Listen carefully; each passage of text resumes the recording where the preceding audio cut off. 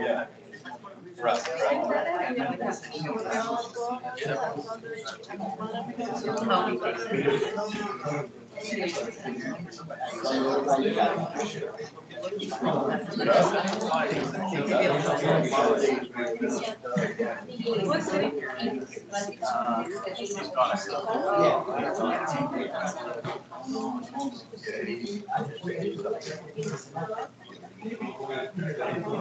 Big boys.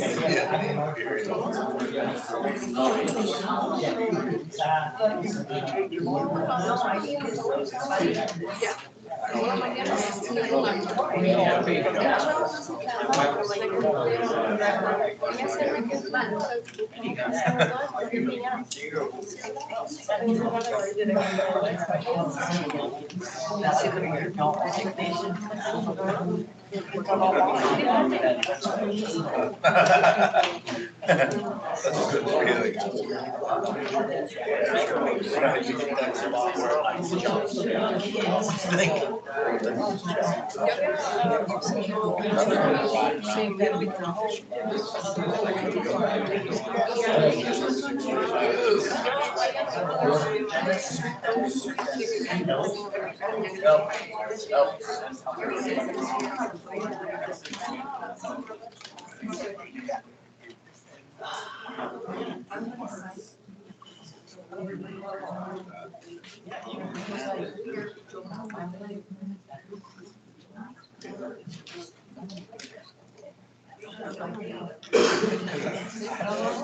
I had to ask her a question after, like that to be done. You were all like it's all right, you're good. What he asked me, like, what he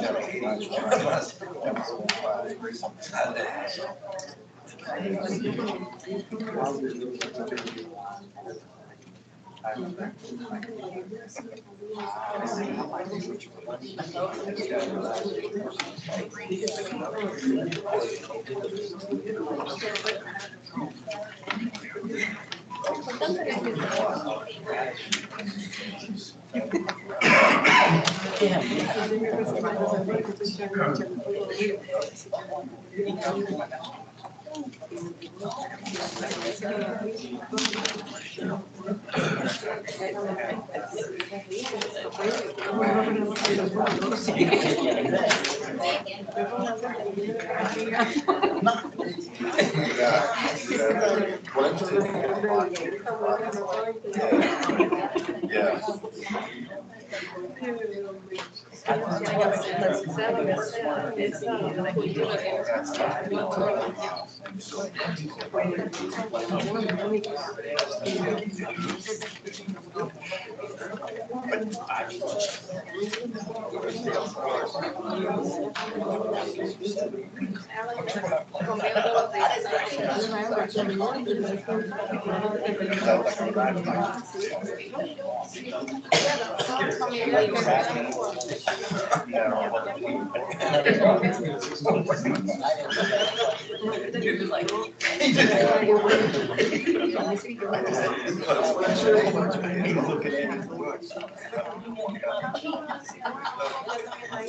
And I took it.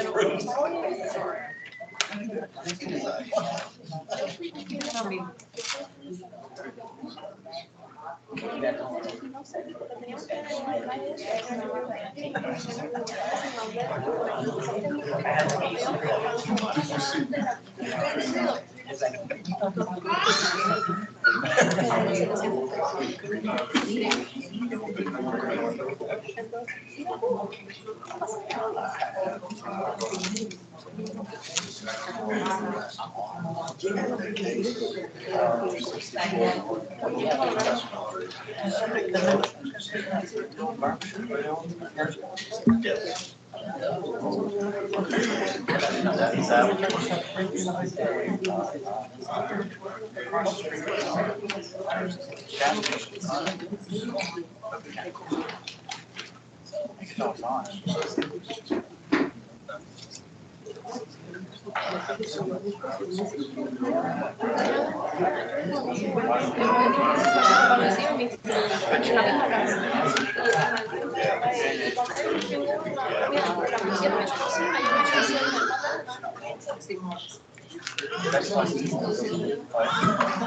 Because we do that.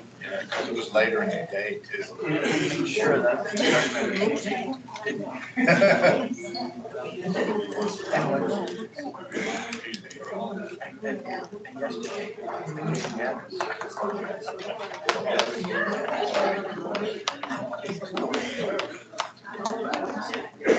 Initially, no one else would say.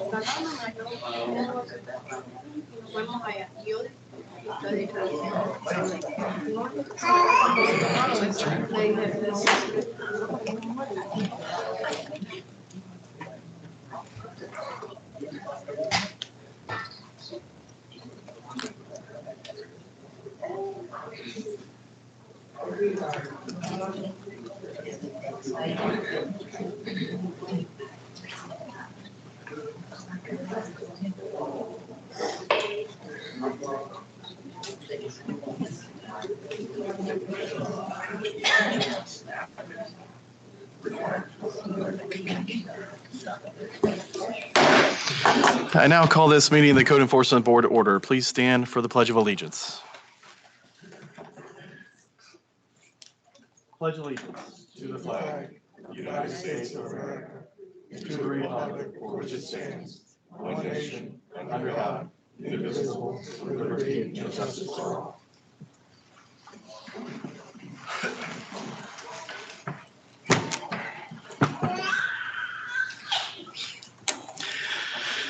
Welcome to the Hillsborough County Code Enforcement Board hearing. When addressing the board, please state your name, address, and speak clearly into the microphone. If you are planning to speak during this hearing, you must sign the speakers list located at the front door for the record. Presentations by the county, respondents, and opposition must be kept to a maximum of 10 minutes each. The board may recess at 12:30 and reconvene at 1:30 to conclude if needed. The basic process for this hearing is as follows. Your case will be announced, and Ms. Meyer will conduct the oath of witness. Staff will present their evidence on your case, and then you'll be allowed to rebut that evidence and explain what has occurred. I'll close the hearing. The board will deliberate, make a motion, vote, and I will announce a decision. All decisions are based on the gravity of the violation, the actions taken by the violator, and the violator's history. The board may ask questions and allow other witness testimony as necessary. If the board issues an order for compliance, it's your responsibility to notify the code enforcement officer on or before the date ordered to demonstrate that the violation has been corrected. Depending on the order, the code enforcement staff may later have to conduct an inspection to see if you've complied. If the staff believes you have not complied, you'll receive a notice in the mail. By law, you have 10 days to contest that notice. Otherwise, it will be considered correct and a lien may be filed against your property. If you have any questions, these rules are outlined by Hillsborough County Codes of Ordinances and Laws, Chapter 14, Article 2, Section 14. Any person who decides to appeal a code enforcement board decision will need a record of the proceedings. The record is comprised of the testimony and evidence upon which an appeal is based. It is your responsibility to ensure that a verbatim record of the proceedings is made. By law, you have 30 days from the date of the order to appeal the board's decision to circuit court. And before we begin, please silence all electronic devices.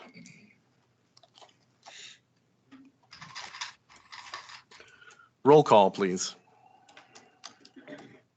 Lorenzen, Present. Clayton, Present. Durazio, Present. Versilla. Present. You have a quorum, sir. Thank you. Next item of business, I'll ask for a motion to approve the minutes of December 16th, 2022. So moved. Mr. Razio, do we have a second? Second. Clayton. Ms. Clayton, all in favor? Aye. Opposed? Carries unanimously. Thank you. Ms. Meyer, we're ready for the oath.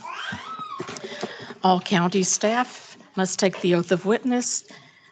Stand and raise your right hand. Do you swear or affirm the testimony you're about to give will be the truth, the whole truth, and nothing but the truth? Thank you. Be seated. First case, if you will turn to the last page of your agenda, it's the addendum. It's page 12, number 24. Case number CE 23000591. The owner is Laurel Chase Apartments LLC, location 1402 Marathon Key Drive. We have service. We have someone here for this case as well. Good morning. Raise your right hand, please. Do you swear or affirm the testimony you're about to give will be the truth, the whole truth, and nothing but the truth? Yes, And state your name and address. I'm Akoya Todd, and I'm at 1402 Marathon Key Drive, apartment 104, Tampa, Florida, 33612. And you're the tenant of Yes, this I'm the apartment. tenant. Thank you. Is Yeah, that your apartment they're showing Yeah. pictures of? Thank you. again, after 2, 3, maybe 4 weeks, it happened again. Okay. And We're gonna let the officer do his testimony and then we'll come back to you. okay, I'm Okay? sorry. No, you're fine. Good morning. Good morning. Breon Gay, Hillsborough County Code Enforcement. Today I have case CE 23000591, located at 1402 Marathon Key Drive, apartment 104, Tampa, Florida, 33612. The property is tenant occupied and not in foreclosure. The initial inspection for this particular case was conducted on January 17th, 2023. Final last inspection was January 24th, 2023. During this last inspection, the case was actually complied. However, because this is a board ordered remain in compliance case dated back in 12/20/2022 for case CE 22014347. At this time, this is a repeat offense. It's continued to happen, and we're asking for a per occurrence order. Okay. Ma'am, what would you like to add? Sorry you've had to come back. It just keeps happening, and every time that code enforcement is called out, they don't fix it. They just pretty much put a Band-Aid over it to make it look good so that I guess they can go without being fined or penalized. And recently, the mold, I know they didn't get a chance to put that on, but it's just Band-Aid after Band-Aid after Band-Aid. And I'm at my wit's end. I feel hopeless. I feel like I'm gonna keep continually coming back here until I move. It's inhumane. And I have children that live here. Getting in the bathtub is traumatizing. You standing in the tub with Crocs on, just wondering if the roof is gonna fall in or if something is gonna come up. Like I don't even know what else to say. I'm just tired. I would be tired too. Yeah. Officer, is this plumbing leak defect, the pictures that are shown here, was this on the original case as well? We had the same issue with it backing up into the, Right, we had the same issue on the original case. The original case, it actually overflowed. This time it didn't quite overflow, but it did back up into the okay. And bathtub. did they have any other violations? Did they comply on anything or respond to anything or after it was checked? They did comply to all the initial violations from the first case. They replaced the carpet. They did fix the plumbing, so it was actually working at one point in time. They fixed the ceiling. However, at this point in time, the ceiling, they didn't fix the leak above the ceiling. So even though they patched the repaired- ceiling and left the leak, so the Exactly. ceiling is Yes. now in the same condition it was last month? Pretty much. It's It's even not a worse. hole in it yet, but it's in that process of That's being the cart before the horse adage. Okay, all right, got it. Any questions from the board? Yeah, Officer, I'm sorry. That's okay. Officer, have you had any communication with the owners there? Not with the owner, but with the property manager.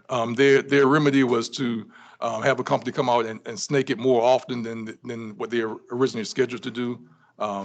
But evidently that did not work in this particular Yeah, but it case. shouldn't be something that they need to come out every 30 days and snake. I mean, that's not fixing the problem. Exactly. Okay. Any other questions, comments from the board? Is anyone prepared to make a motion? We're looking for a per occurrence. Yeah, I see that. I'll go ahead and make the motion. Mr. Versilla. Okay. I move in a case of CE 23000591 that based on the evidence presented, I find the property is again in violation of Hillsborough County Code and ordinance as listed in staff presentation and of the previous order, which I don't have a previous order date here, but this constitutes a repeat violation as defined by Florida statutes. Further, I find the property is now in compliance with that code provision in order that it remain in compliance with that code provision. Additionally, a fine of $1,000 per day per occurrence be imposed for any repeat violation of this order. We have a motion for Mr. Versilla for order to stay in compliance for a repeat violation of original case 22014347. Do I have a second? Second, Durazio. Second by Mr. Razio. All in favor? Aye. Yes. $1,000 per day. Opposed? Motion carries. $1,000 per day per occurrence. I'm sorry for your continued frustration. I hope this incentivizes them to get it done and keep it done for you. But the good news is that with the per occurrence order, you won't have to go through this process again. It'll instantly be done at that same rate moving forward Thank for you. that violation. Thank you kindly. Absolutely. Thank you for coming down. Next case, please. Turn to page 1 under continued cases, number 1, case number CE 2200-6674. The owner is the National Installation Solutions Group, location West Sly Avenue and North Marie Avenue. We have service and we have some parties signed in here. Morning. Good morning. Good morning, sir. Francisco Otero Castillo, 13014 North Third Mabry Highway. Okay, And thank- I just got in contracted to, we're the engineering contractor company that they hired to do the rezoning process. So we're going to move forward with the rezoning. Okay, you're going to have to take your oath and then we're going to have Oh, okay, I'm them. sorry. That's okay. All right. She's going to ask you to raise your hand. You're going to do your oath and then we're going to hear the Okay. testimony. All right. Raise your right hand, please. Do you swear or affirm the testimony you're about to give will be the truth, the whole truth, and nothing but the truth? I do. Thank you. Officer, good morning. Jose Reyes, Hillsborough County Code Enforcement. So as was stated, this was a continued case. They were cited for accessory without a primary, and they were asked to begin the process of rezoning. We gave them 90 days, and there was an update, and that's why we're here today. And the property owners have brought their engineer to explain how the process is going. Okay. All right. Right. Now it's your floor. What would you like Thank to you. add?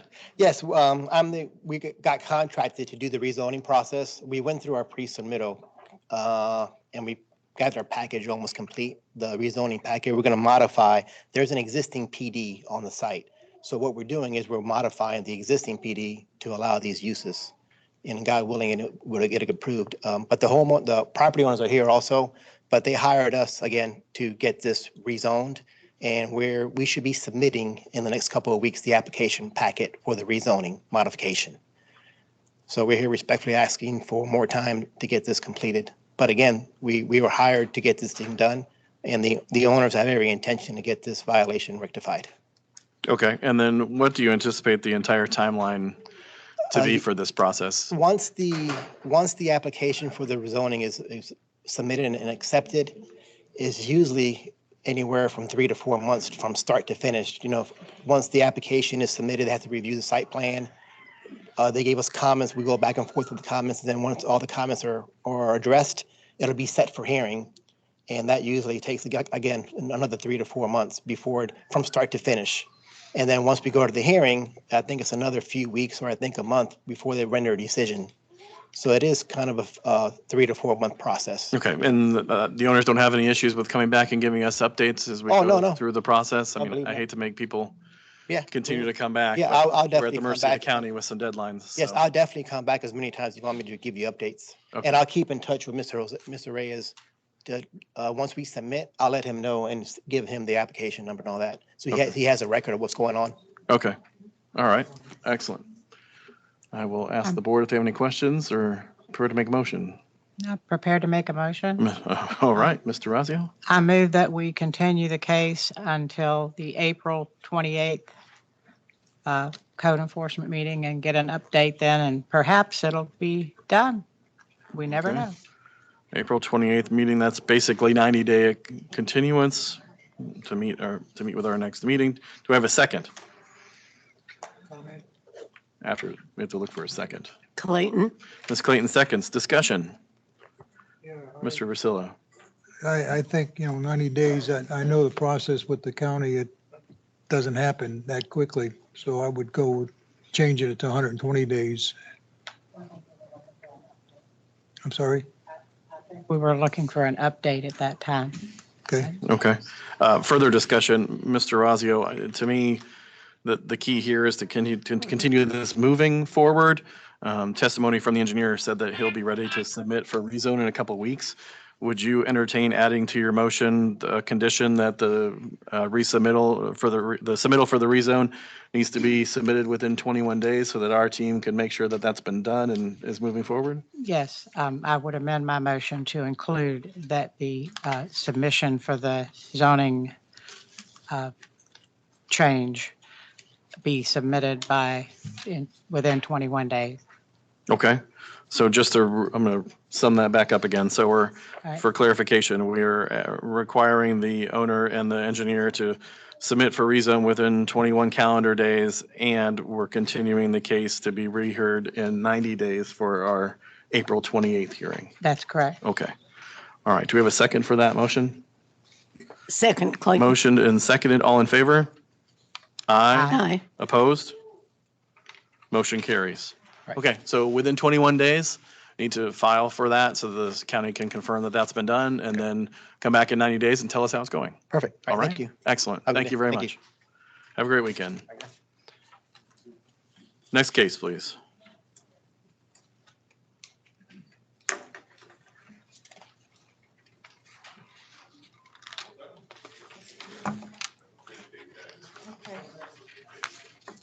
Turn to page 2, number 3, case number CE 2200-5953. The owner is Tracy Sioka Salemi, location 18617 San Rio Circle. We have service, and we do have someone signed in here. Good morning, sir. Raise your right hand, please. Do you swear or affirm the testimony you're about to give will be the truth, the whole truth, and nothing but the truth? Yes, ma'am. And state your name and address. Leonardo Salemi, 18617 San Rio Circle. Thank you. Good morning, Code Officer Richard Garcia. Sorry, 1 second. Go ahead. Officer, we need a We're picture. trying to get the picture on the screen. I understand. Yes, absolutely. Just 1 second, sir.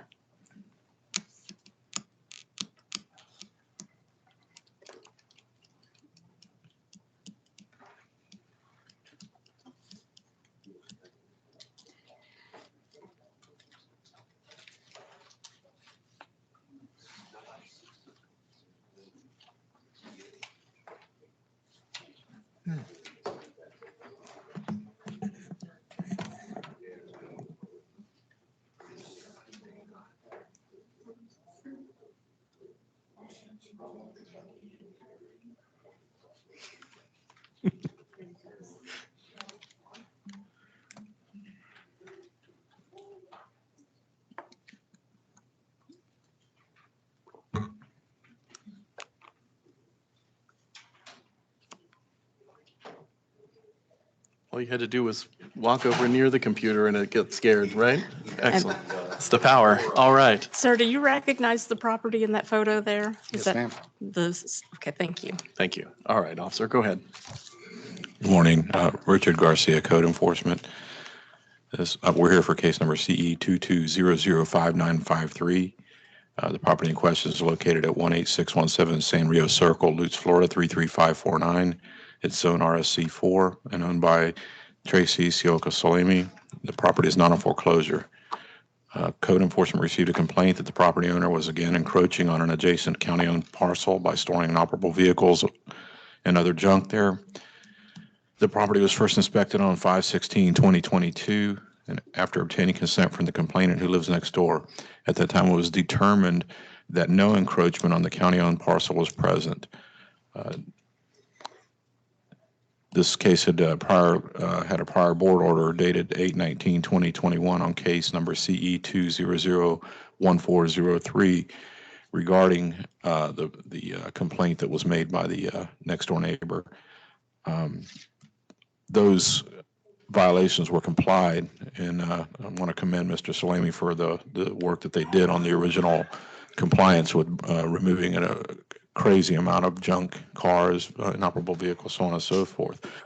Unfortunately, during the inspection, I did identify violations that were in violation of that prior board order. The items being accumulations of miscellaneous junk and small amount of tires, inoperable vehicles. There was a truck with no tag and not running per Mr. Salemi. There was outside open storage of miscellaneous equipment and usable items stored in the backyard and along the fence line. There were also an excessive number of utility trailers. I believe there were 3 on the property. Now, Mr. Salemi does have an active building permit, and at least I would say one of the utility trailers is probably being used to bring supplies back and forth regarding construction on his property, which is understandable. During the inspection, I also identified an additional violation, which wasn't in the original court order, of a pool sanitation issue. There was a pool with dark green opaque water. During that inspection, Mr. Salemi came in contact with myself and other officers, and at that time did not wish for us to enter his property to inspect. Subsequent to that day, Mr. Salemi procured the services of an attorney who would not allow physical inspection and instead insisted that photographs depicting compliance provided by the property owner would suffice, which is not the case. We have to actually view the alleged compliance. Since that time, Mr. Salemi notified me that the attorney was no longer representing him and that he wishes now to cooperate. He believes he is in compliance at this time. All that is required is a follow-up inspection with consent by Mr. Salemi. Okay. Good morning, sir. Morning, sir. What would you like to add? As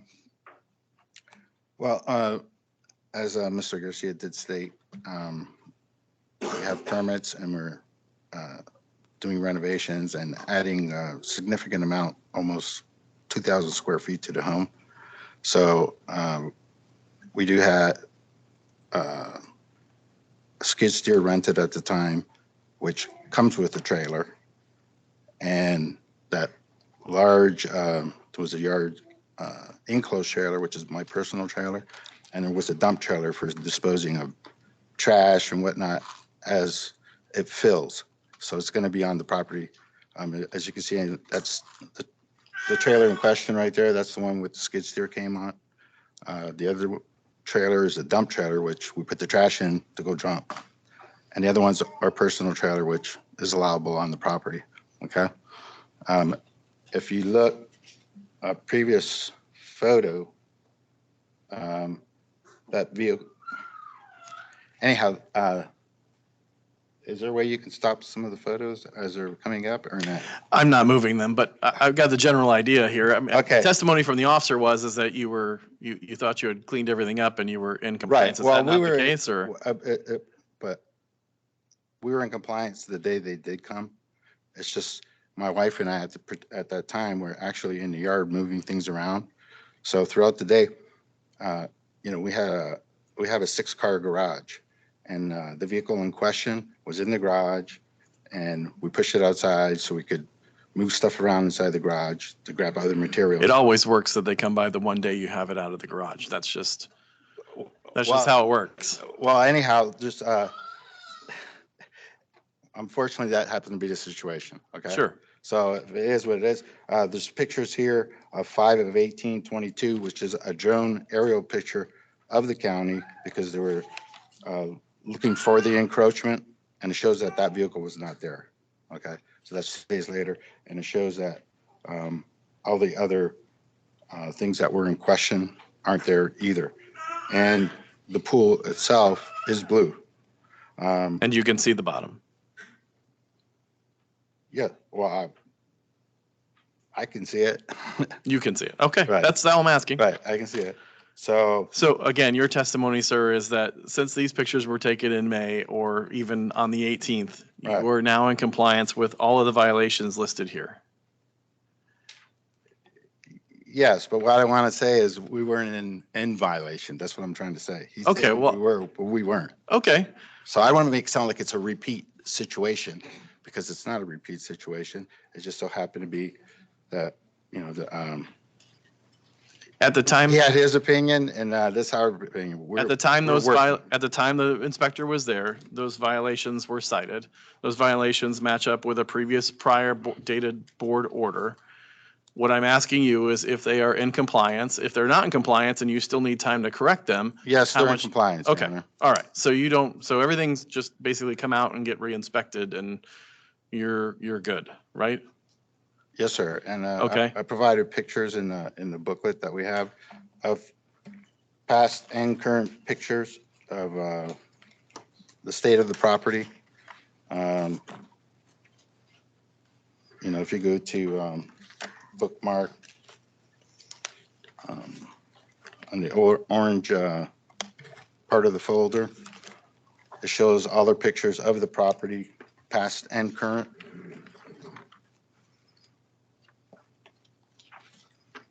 Okay. The officer has to come back and re-inspect. So I understand that you have pictures and you did a fantastic job. I mean, they're tabbed and everything. It's wonderful. This is a code enforcement board's dream to have this all in one place. However, you're at the tail end. You're in compliance. So I just need to know whether or not you need more time or you don't. You say you're in No, compliance. I'm in compliance, So, exactly. so we can set a short timeline, have the inspector come back out, officer come back out and inspect. And once you're in compliance, this case goes away. Does that make sense? Yes, sir. Okay, excellent. Board, any questions or comments or opportunity to make a motion? Just question, are you a contractor or you doing? No, work yourself? we're doing it ourselves, sir.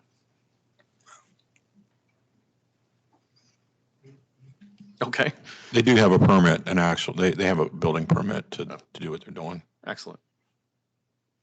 Anybody like to make a order with a repeat violation?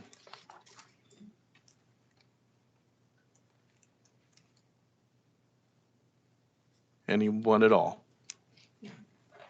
Let's take on a difficult one. I'm prepared to make a motion. Mr. Versilla, please. Okay, I move in the case of CE 22005953 that based on the evidence presented, I find the property and again in violation of Hillsborough County Code and ordinances as listed in staff presentation and of the previous order dated 8/19/21. This constitutes repeat violation as defined by Florida statute. Further, therefore, I grant 7 days to come in compliance. And if compliance is not achieved by that date, and a fine of $500 per day be assessed. Additionally, a fine of $1,000 per day per occurrence be imposed. Okay, board, we have a motion for Mr. Versilla for repeat violation, 7 days, $500 per day, and an additional fine per occurrence of $1,000 per calendar day. Do we have a second? Second, Durazio. Motioned and seconded. All in favor? Aye. Opposed? Motion carries. Okay, sir, so within 7 days, the officer's going to come back out and he's going to re-inspect. And if it's all in compliance, you're in good shape. If it's not, after 7 days, it's $500 per calendar day. Okay, thank you, sir. Excellent, thank you. Have a great weekend. Next case, please. Turn to page 3, number 4, case number CE 22012729. The owner is Kim Emily Dunmeyer. Location 7302 St. Vincent Street. We have service. And I believe Ms. Dunmeyer is online virtually for this. Good morning, Ms. Dunmeyer. Can you raise your right hand, please? Yes, I can. Hello. Do you swear or affirm the testimony you're about to give will be the truth, the whole truth, and nothing but the truth? I do. And state your name and address for the record. This is Kim Dunmeyer. My address is 7302 North St. Vincent Street. Thank you. And in a moment, there's going to be a picture.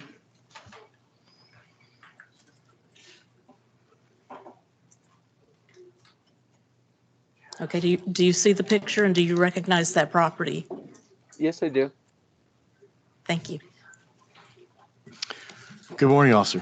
Good morning. My name is Paul Officer Hernandez, Hillsborough County code enforcement on 10/19/22. I responded to the property known as 7302 St. Vincent Street due to some concerns and complaints in the condition of the property. Upon arrival, the property was found to have accumulations and overgrowth, which they were cited for.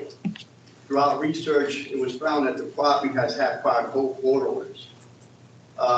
Initially, the first one was order 02/23/2022 for the same items found. And then after further research, it was found that there was another one where a repeat at order was 10/4/2022. So all that was related to this. We've been getting ongoing calls and concerns from the citizens in the area with the condition of properties. October 19, 2022, I passed by and it was the property still had accumulations and overgrowth existing. I'm sorry, our last inspection was, yeah, that's good. So, I'm sorry, my last inspection was recently January 10, 2023. okay. Ms. Dunmire, what would you like to add? All items have been removed, and the lawn has been mowed and cleaned up. Okay, so we can grant a short time to have an officer come back out and verify that for you? Wonderful. Okay. All right, questions or comments from the board?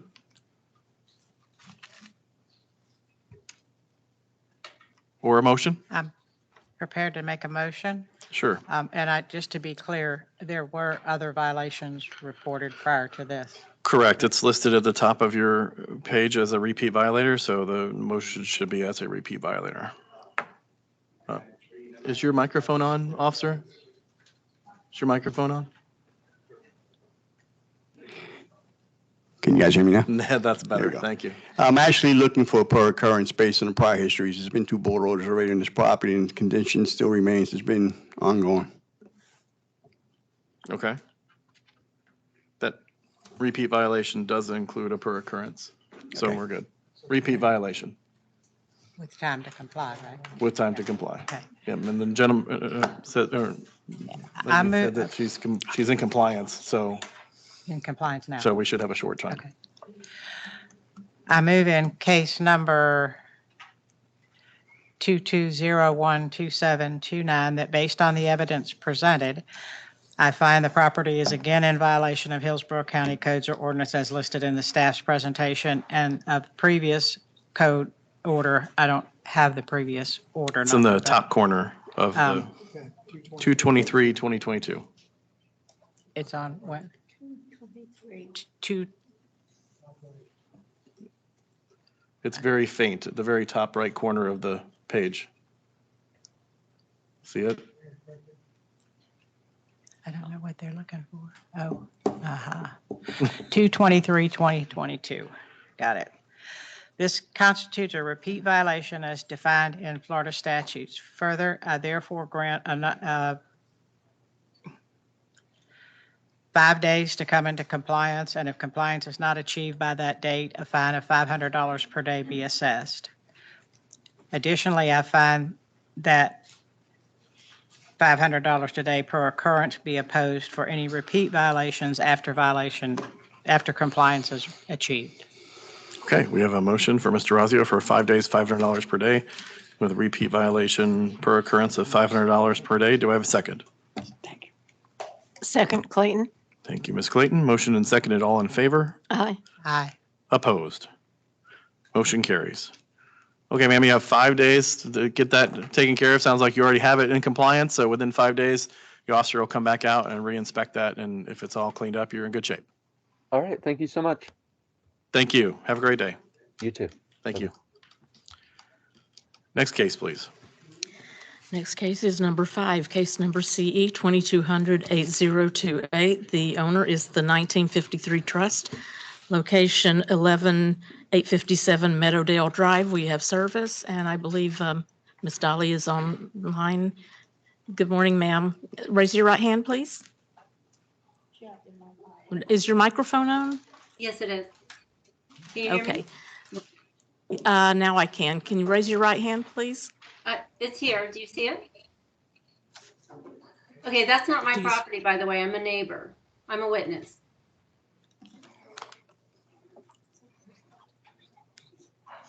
Can you hear me? That's not a problem. Yes, we can hear you. Is this not the property you're here Yes. for? Yes, it is. It yes. is. Yeah, but I'm Okay. not the owner. I complained about the property. It's, understand. Thank you.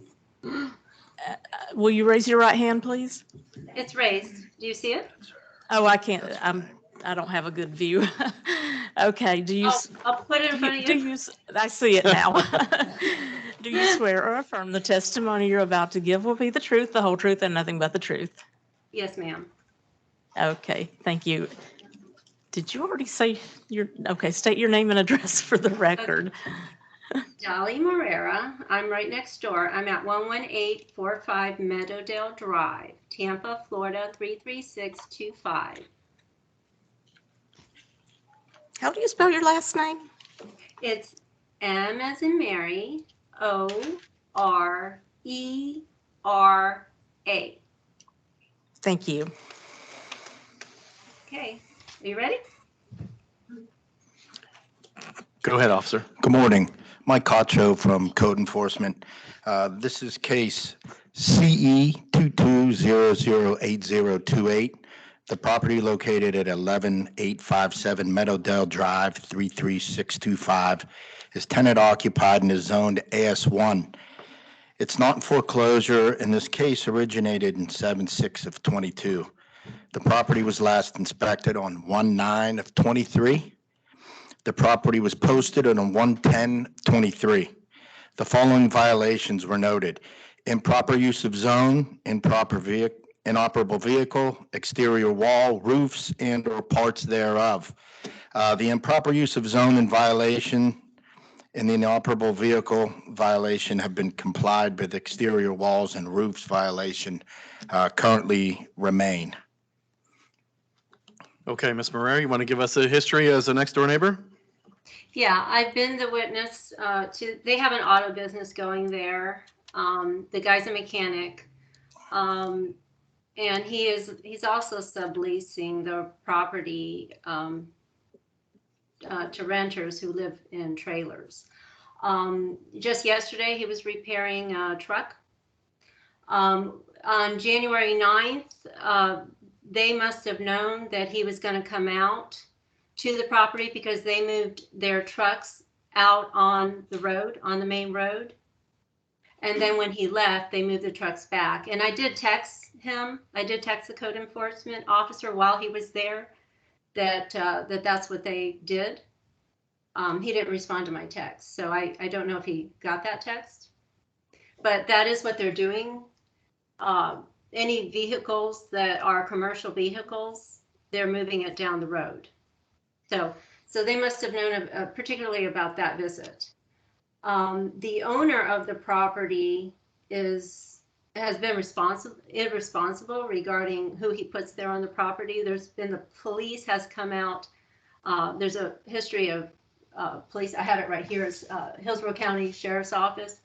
Police have been out there like 40 times for things like, assault, gunshots. It's actually a homeless hub is what the property is. I have a private road that they share, and they've ruined the private road. It used to have, with all the commercial vehicles that they have, and the owner hasn't given me 1 cent for repair or even to rebuild the property. I spent several thousands of dollars on that road, and they've ruined it. The tenants, the current tenants broke my speed bumps. I had speed bumps on the road to protect the road. He intentionally broke them with a tractor. He set fire to my fence. He broke my fence.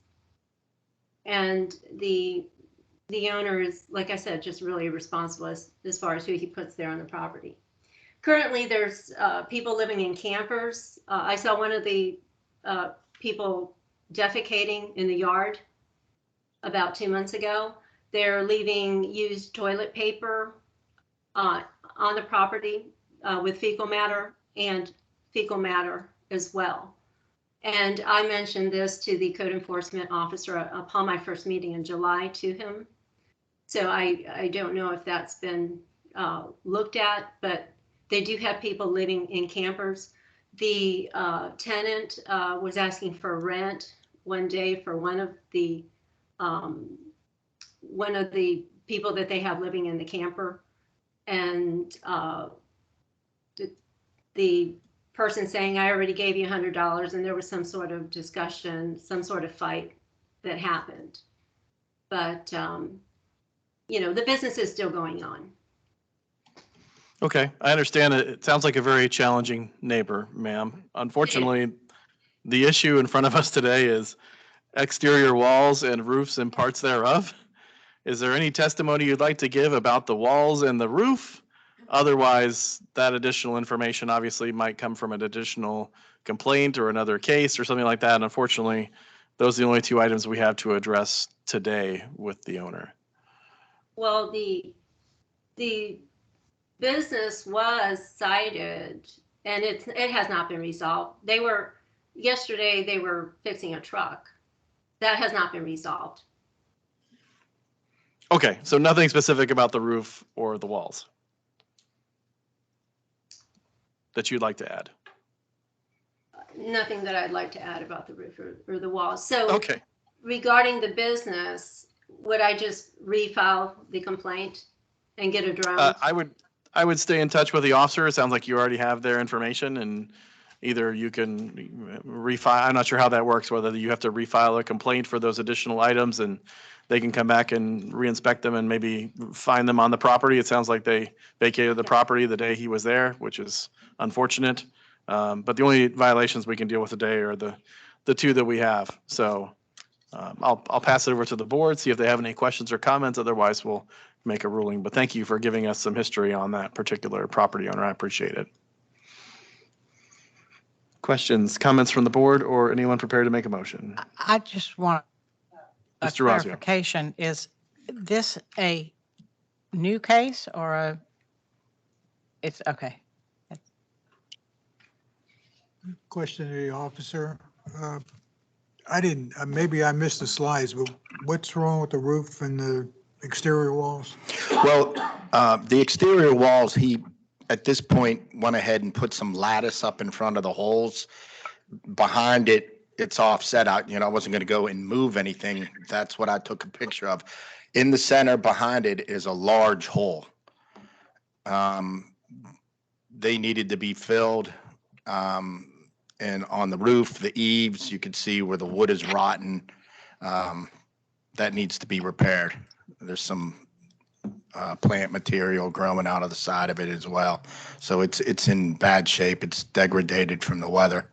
Okay, have you been in touch with the owner at all? I had one email to the agent owner, email on 9/24/22 at 8:06 hours, Mr. Rolando Prohenza, and indicated to him that there were some violations they needed to take care of. He was aware of that. He assured me that they're working on it.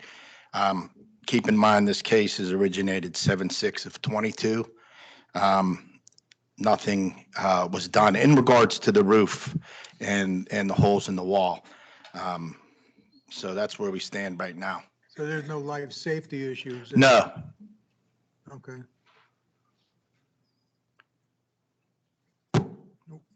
Anyone like to entertain a motion? I'll make a motion. Ms. Clayton.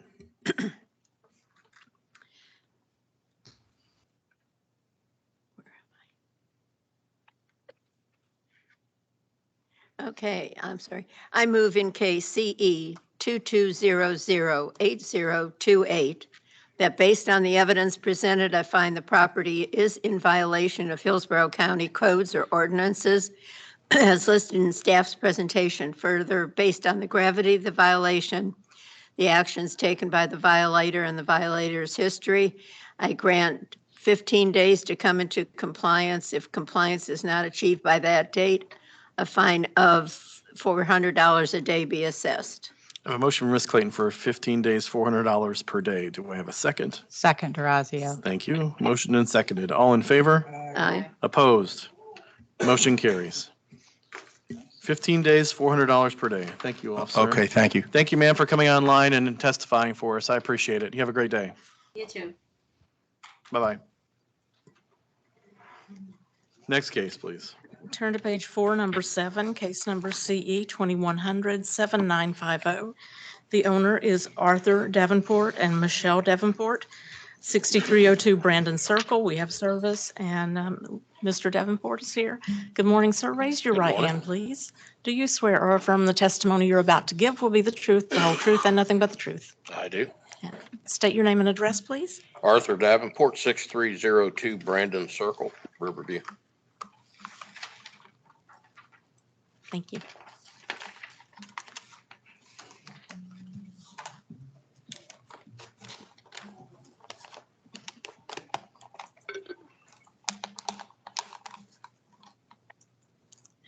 There'll be a picture up in a minute.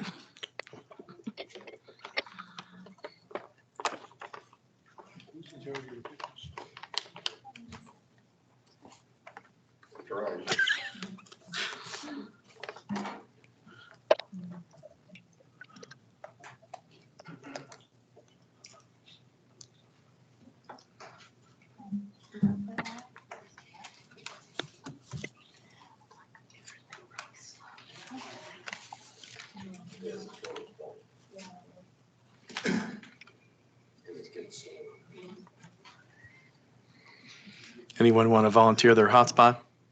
Anyone?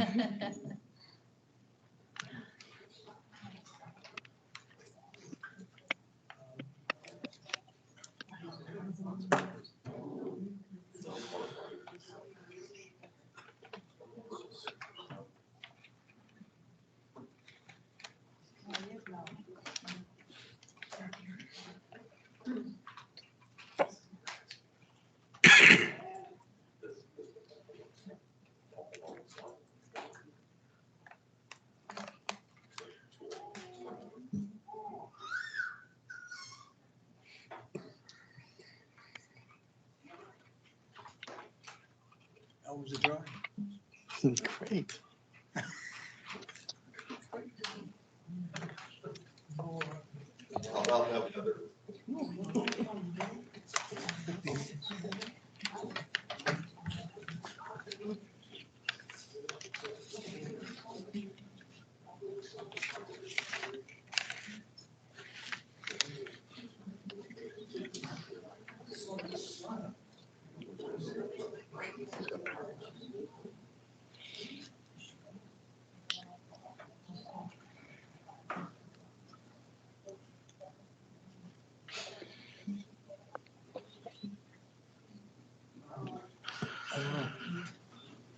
Mr. Davenport, if you, I was going to say, if you want to sit down, maybe that's the magic words. I'm all right.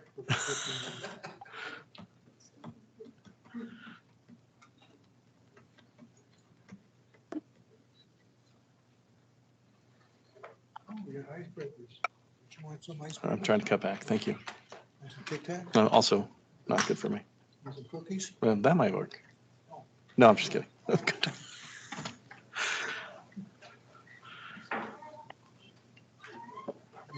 Get the maid to give us some coffee? Yeah.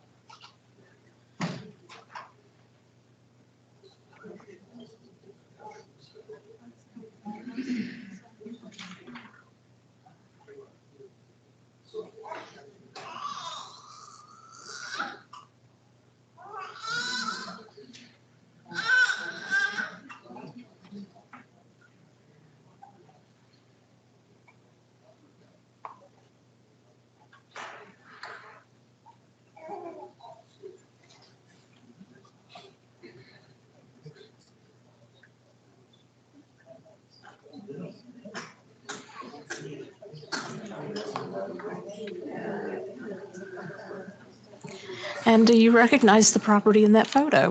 Yes, I do. Thank you. Good morning, officer. Good morning, Officer Kevin Parker, Hillsborough County Code Enforcement. This case was started as a NTA concurrent case on June 7th of 2021. There have been 22 site visits.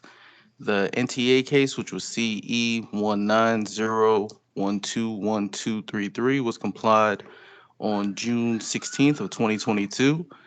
The violations still remain from the case that was initiated. I made contact with the owner many times, but once the NTA case was complied, he ceased contact. So I've not been able to enter the property to see if the violations were remaining in the rear of the property. But there are still inoperable vehicles and accumulations in the front of the property. So that's why we're here today. You okay? Mr. Davenport, what'd you like to add? First question, I have a document dated June 24th. That was filed by Kenneth C. Pope for dismissal. On June 24th, it was signed by Honorable Matthew A. Smith. I'm curious to what this dismissal was first. I have no idea, Okay. sir. This is in regards to the code client, the open. The dismissal that he's asking about is the NTA case, which is for roofs and parts thereof, which he replaced the roof. Okay. But these violations are still there. Outstanding. Okay. Okay. Excellent. Thank I you. just need some clarification because I have a case number on here, 21IN 002436-A. That's the NTA case, not this code case that you're here for Okay. now. I was just curious what this document.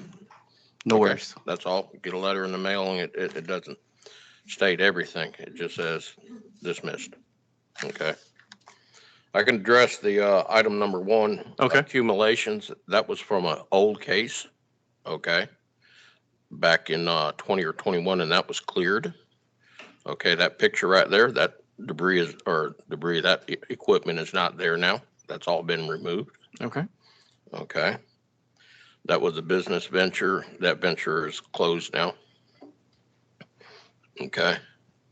Still have the Jeep? Is it properly tagged and licensed and insured? No, it's being worked on. Okay. So that's an inoperable vehicle. So that's still a violation. I understand. Okay. And it also says remove, repair, or licensed vehicle. Correct. Okay. All right. Okay. And then the sewage clean out and the outside Sewage open clean out, storage. that was witnessed by Mr. Parker on a visit. Took him over there and showed him the clean out. Oh, okay. I was on the impression your testimony, officer, was that you haven't been given. No, I haven't been in the back of that property. Okay. Sewage clean out is in the front. We walk to the front. Is the side of sewage the clean house. out still a violation? I do not recall him taking me to show me that. Okay. Okay. Well, the good news is that he's going to come back out there to make sure that you've complied, so you can walk around and show him the clean out then. Okay. And what's in regards to the outside open storage? All that's been resolved? You have all that cleaned up? It is, the same stuff is there as what was cleared in 20,000. Nothing else has been added. One location. Okay. Okay. Tricky wording there, but let's try that one more time. Has all of the outside open storage and items that would be considered laying around not this particular photo, but there isn't anything just laying around in the yard. Everything's been cleaned up. Correct. Okay. So your testimony, sir, is that all these items that are shown on this violation today are in compliance. You just need somebody to come out and verify that they are. You'll give them access to the property. They'll come around and go, yep, you're good. And then you're in compliance. Correct. Okay. With the exception of the inoperable vehicles. Oh, that's a good point. With the inoperable vehicle, thank you, Mr. Versilla. The inoperable vehicle, how much time do you need to get that licensed and tagged? It's process working and then trying to work on the vehicles. But that vehicle has been untagged and uninsured since June of 2021. Correct. That's a year and a half. Okay. How much time do you need to get that licensed and insured so that when it comes back out for reinspection, that's also complied? Give me 2 months to get that completed. No, we don't, the 2 months is way too long of a time period. I would say at most they're going to give you 30 days, but I'll leave that to the Okay, board. 30 But- days then. Okay, so you would need 30 days to get your inoperable vehicle tagged, but everything else is in compliance. Correct. Okay. All right. Questions or comments from the board, or would anybody like to entertain a motion?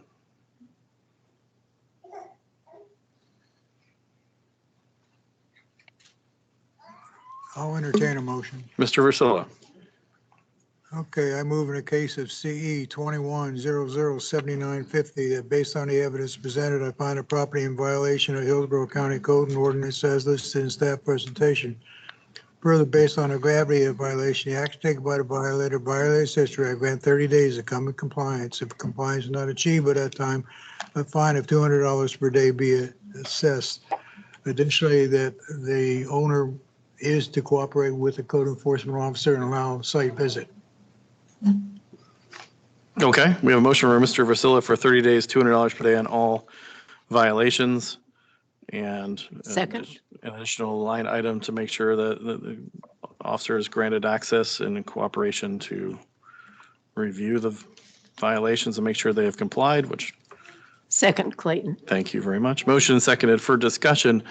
I have a little bit of heartache with the 30 days for accumulations, sewage clean out, and outside open storage. I understand the time to do the licensing for the tag, but this gentleman says that he's in compliance. This has been outstanding for over 18 months. Is there any way you could consider having the officer go out sooner to have that those other items complied? I know it's a two-part motion, but it seems like based on the history here, that might be a good idea. I would entertain that. All right, let's just go ahead and change that. We'll make it 7 days on items 12.1 accumulations, items R11 6.1A sewer cleanout, item Z 203, 7 days, $200. 30 days on 12.5 inoperable vehicles. Thank you, sir. I appreciate that. And do we have a motion? We have a motion for 30 days, $200 a day on the inoperable vehicles. All other violations are 7 days, $200 per day. Do I have a second? Second, Clayton. Thank you, Ms. Clayton. Motioned and seconded. All in favor? Opposed?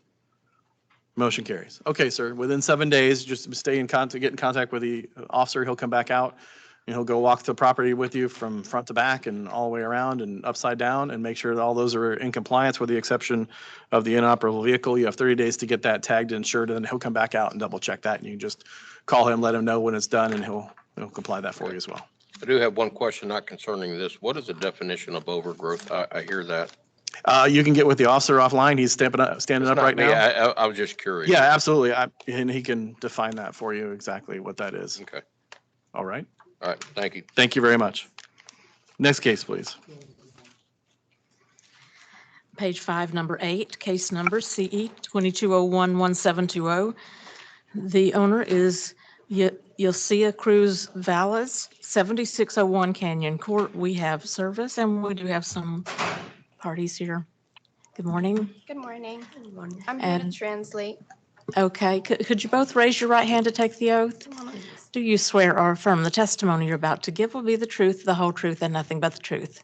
I do. And I need each of you to state your name and address. Okay. My name's Ashley Morales, and my address is 5155 Suwannee Road, Weeki-Wachee, Florida, 34607. Thank you. Tu nombre y tu dirección. Gilicia Cruz Valles, 7601 Canyon Court, Tampa, Florida, 33615. Thank you. Do you recognize the property in the photo? Is that your property? Yes. Thank you. Good morning, officer. Good morning, Board.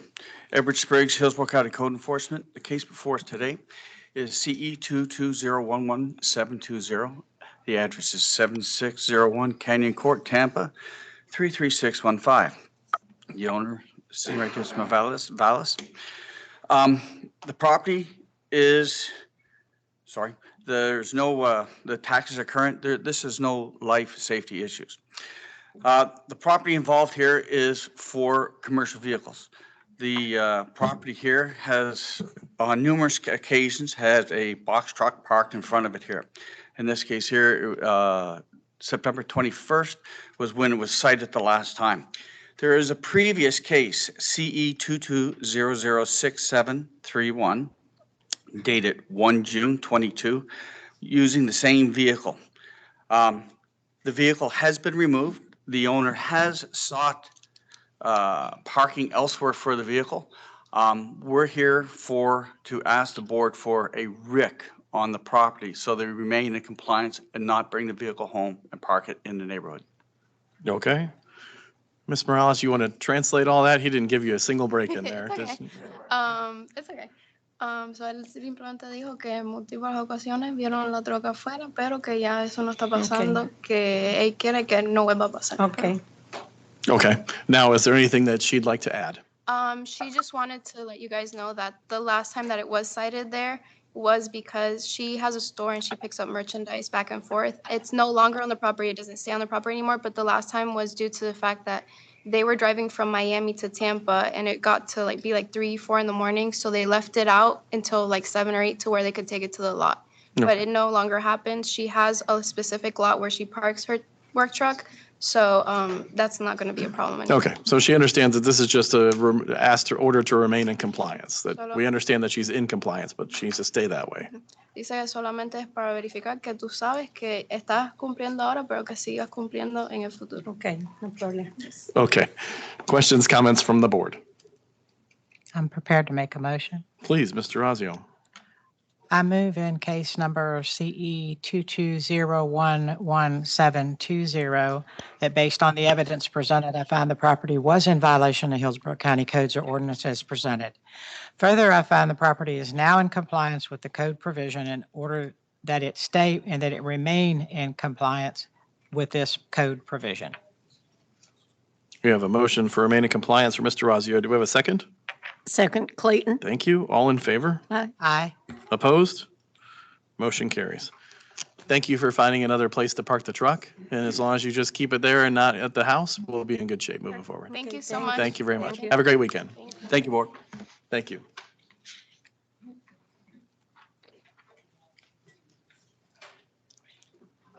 Next case, please. Turn to page 7, number 13, case number CE 22010251.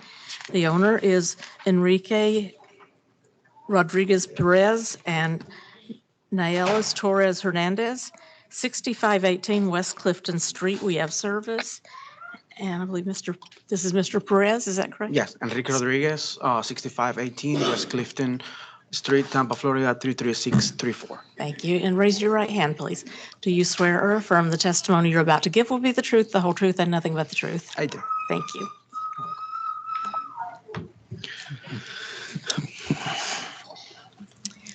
And we're waiting for a picture.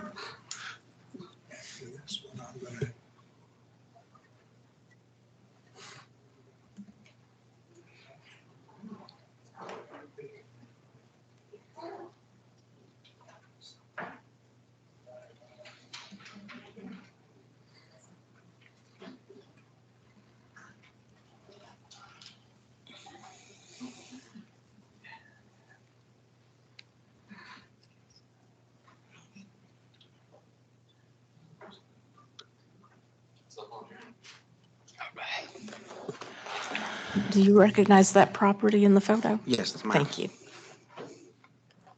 Good morning. Good Jose morning. Reyes, Hillsborough County Code Enforcement. The property located at 6518 West Clifton Street, Tampa, Florida, was first inspected on August 18th of 2022. It was cited for improper occupancy of the public right-of-way. That was complied on January 11th of 2023. Overgrowth, which was complied on October 3rd of 2022. And accessory structures in the rear yard taking up more than 20%. That is what remains. I spoken to the property owner this morning. The second building, not this one, but the one to the left of it, is a pigeon coop that he says he doesn't need, and he's going to take it down. He just needs some time to remove it. Is he in compliance with the removal of the chicken coop and the red structure stays? So basically, the pigeon coop is part of the structure. Oh, that's all one. Yeah, that's part of the 20% coverage. Okay. So that whole thing's coming down, the brown and the red?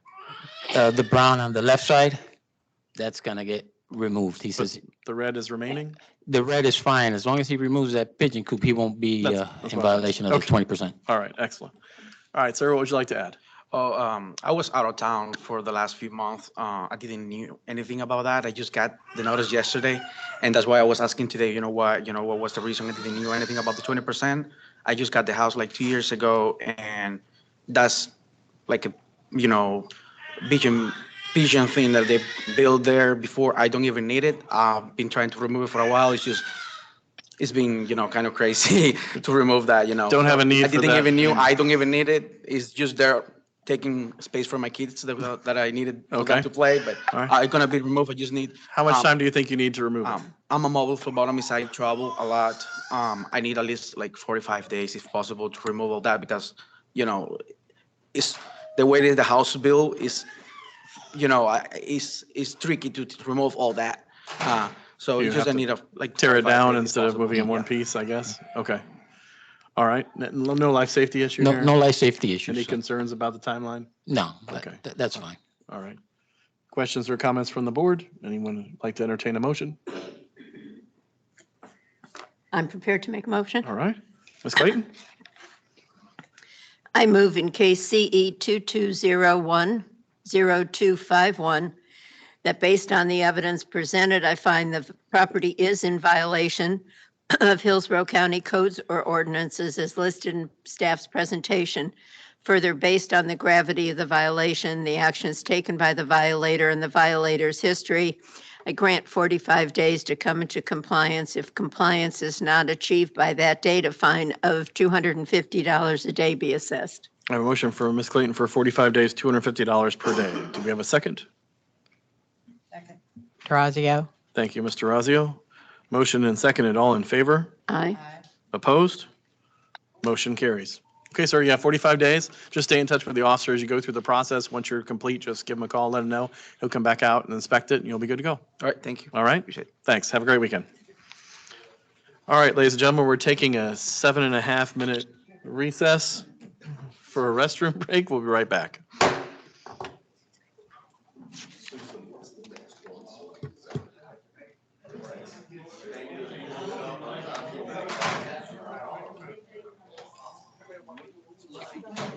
Oh, thank you. Nice to meet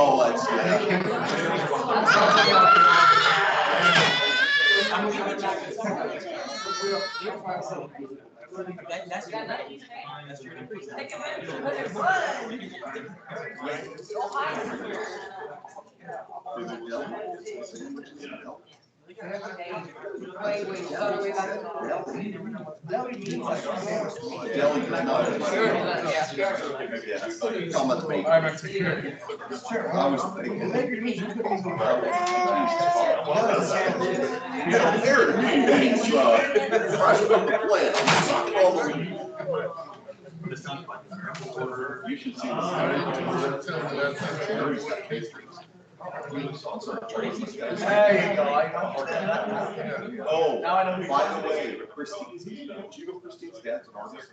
No. Christine's dad's an artist. So she's going to donate some art for the gallery.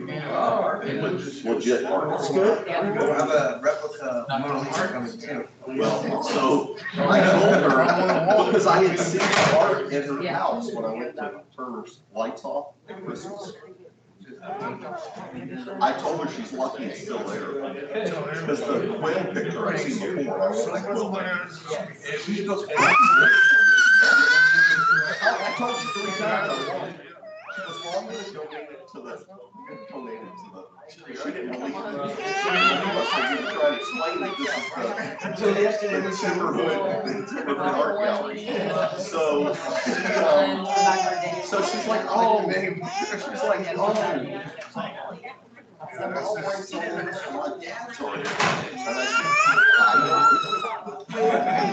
She's gonna be a great artist of Timberwood.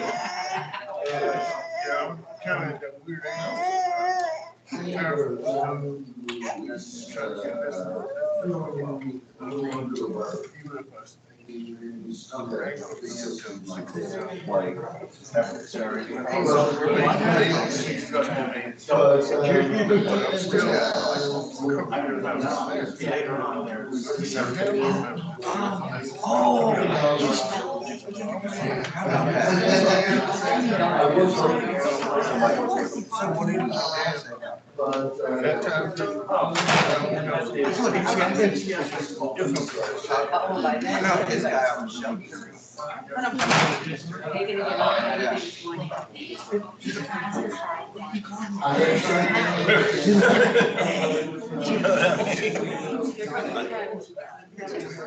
So what I did is I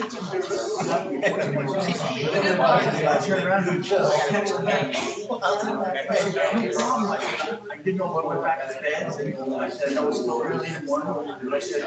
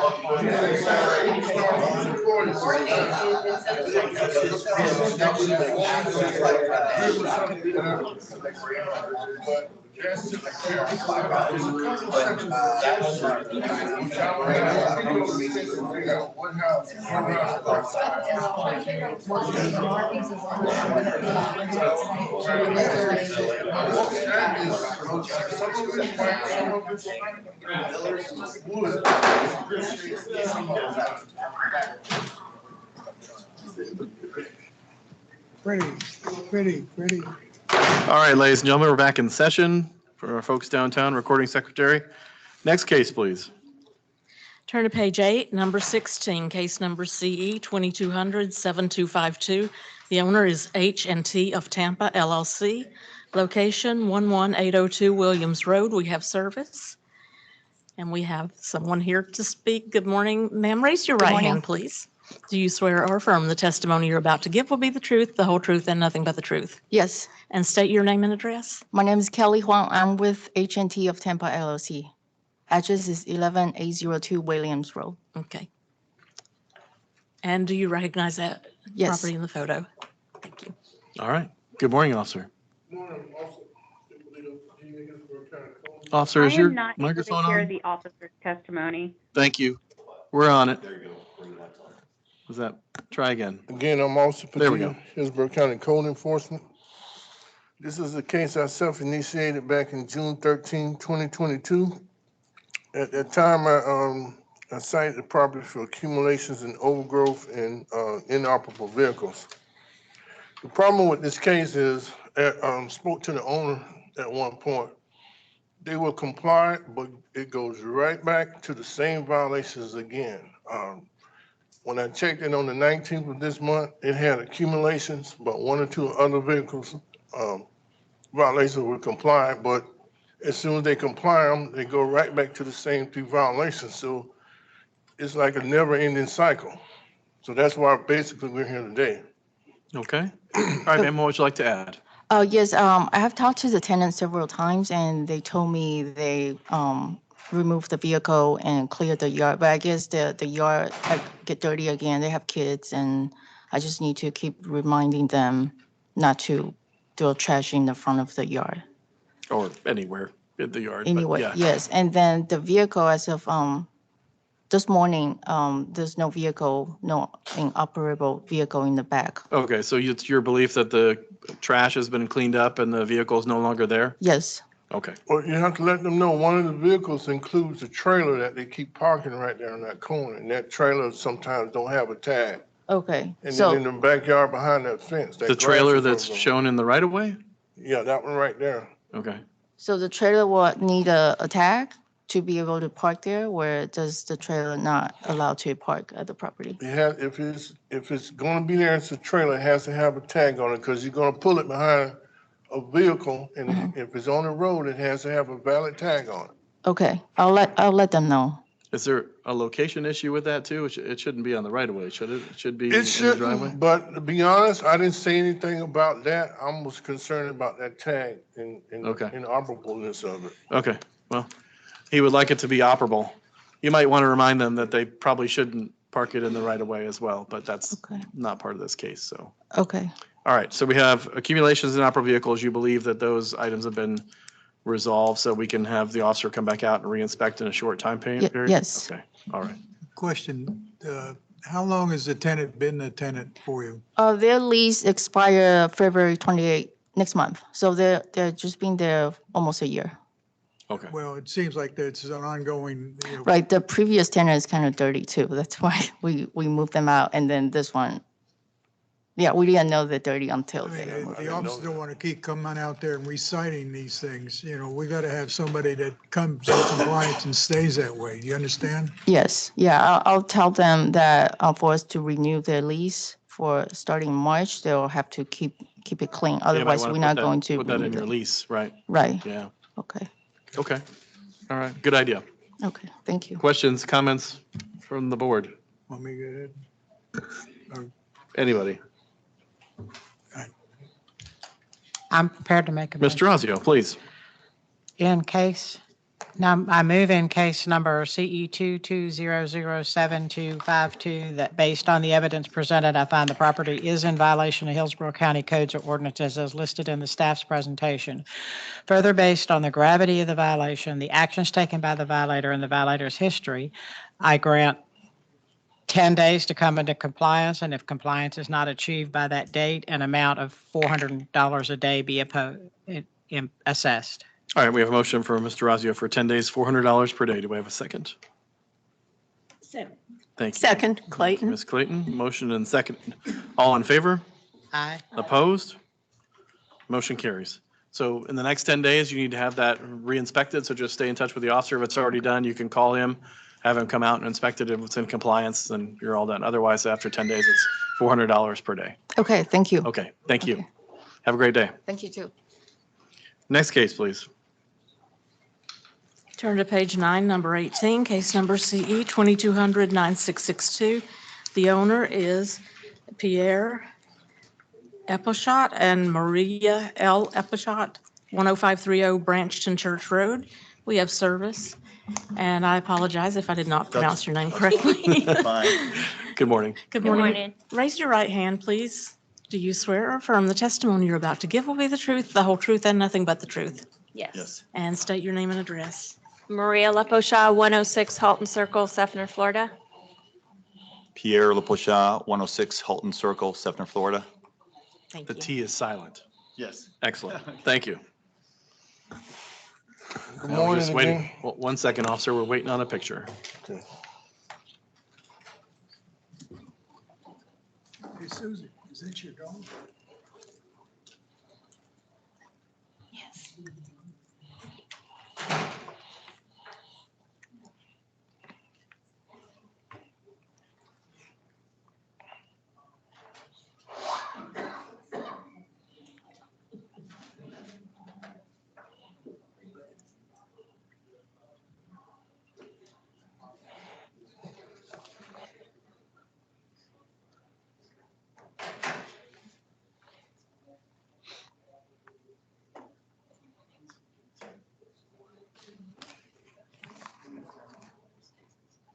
Oh, he did take over. Do you folks recognize the picture? Yes. Okay, excellent. Thank you. Go ahead, officer. Good morning. Good morning, Officer Ippolito Padilla, Hillsborough County Code Enforcement. This case was called in by Hillsborough County Fire Rescue on 8/5/2022.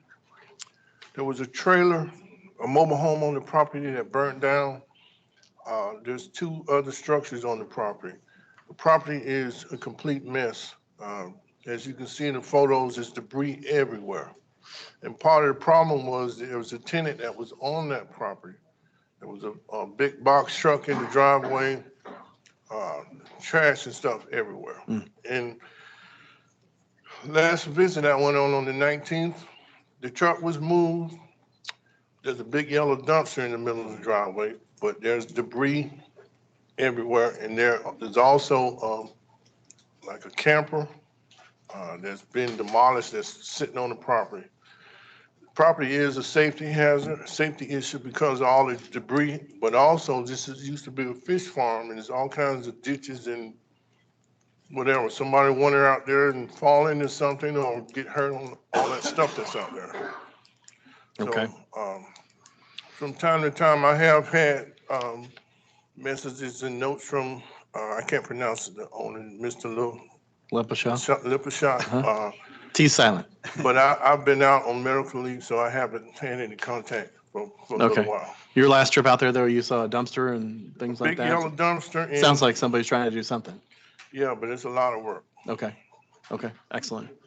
Good morning. Good morning. What would you like to add?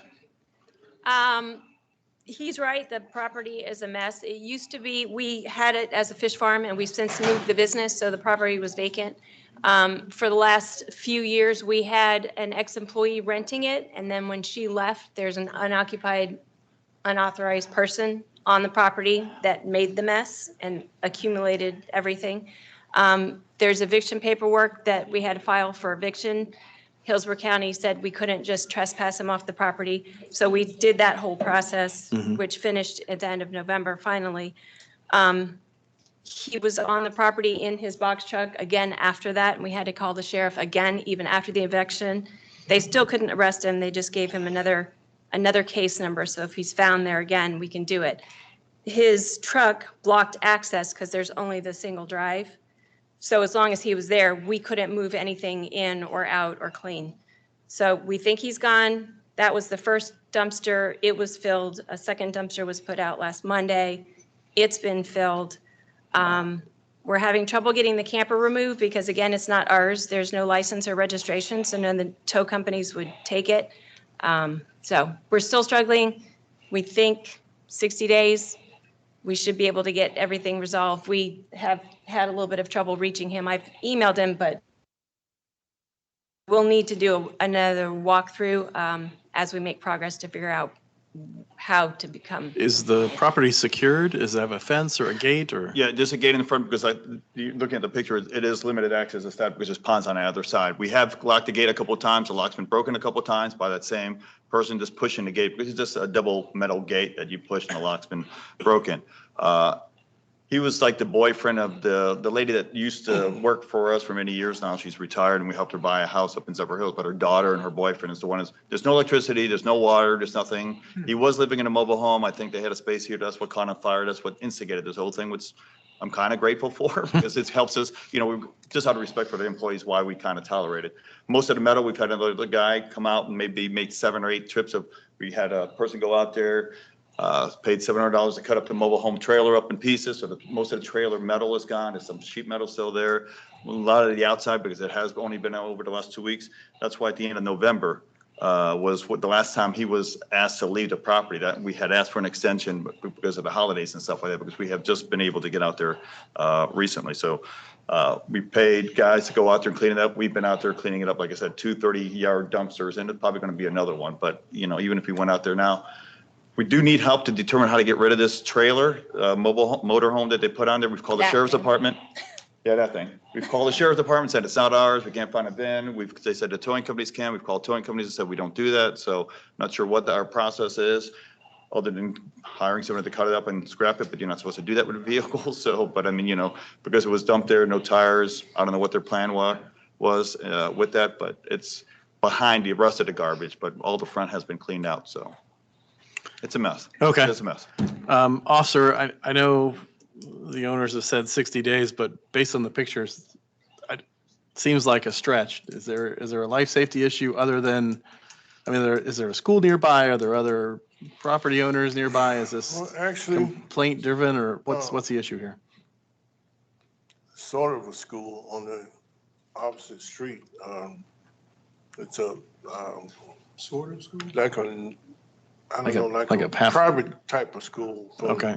It's a little But- Montessori school. Yeah, Up the yeah, road. that's what I'm trying to say. Yeah, it's a dead end road and we're like the next last property there. Last property, I guess, it was an old fish farm also, Mhm. because we have an aquatic plant farm that we moved to Plant City, so. It's been an operational nursery since 1978, and there's never been like a complaint or problem about the fish farm itself. And then if we get people to stop breaking the gate, then there Right. shouldn't be accidents. Stop depositing Um, things that aren't yours on your property. Right. Yeah, that makes So- sense. Okay. But it is a lot better now, but it's still a mess. Oh, Understand. It's overwhelming. I appreciate you working on it, so. Questions, comments from the board? There are no life safety issues there that you know of?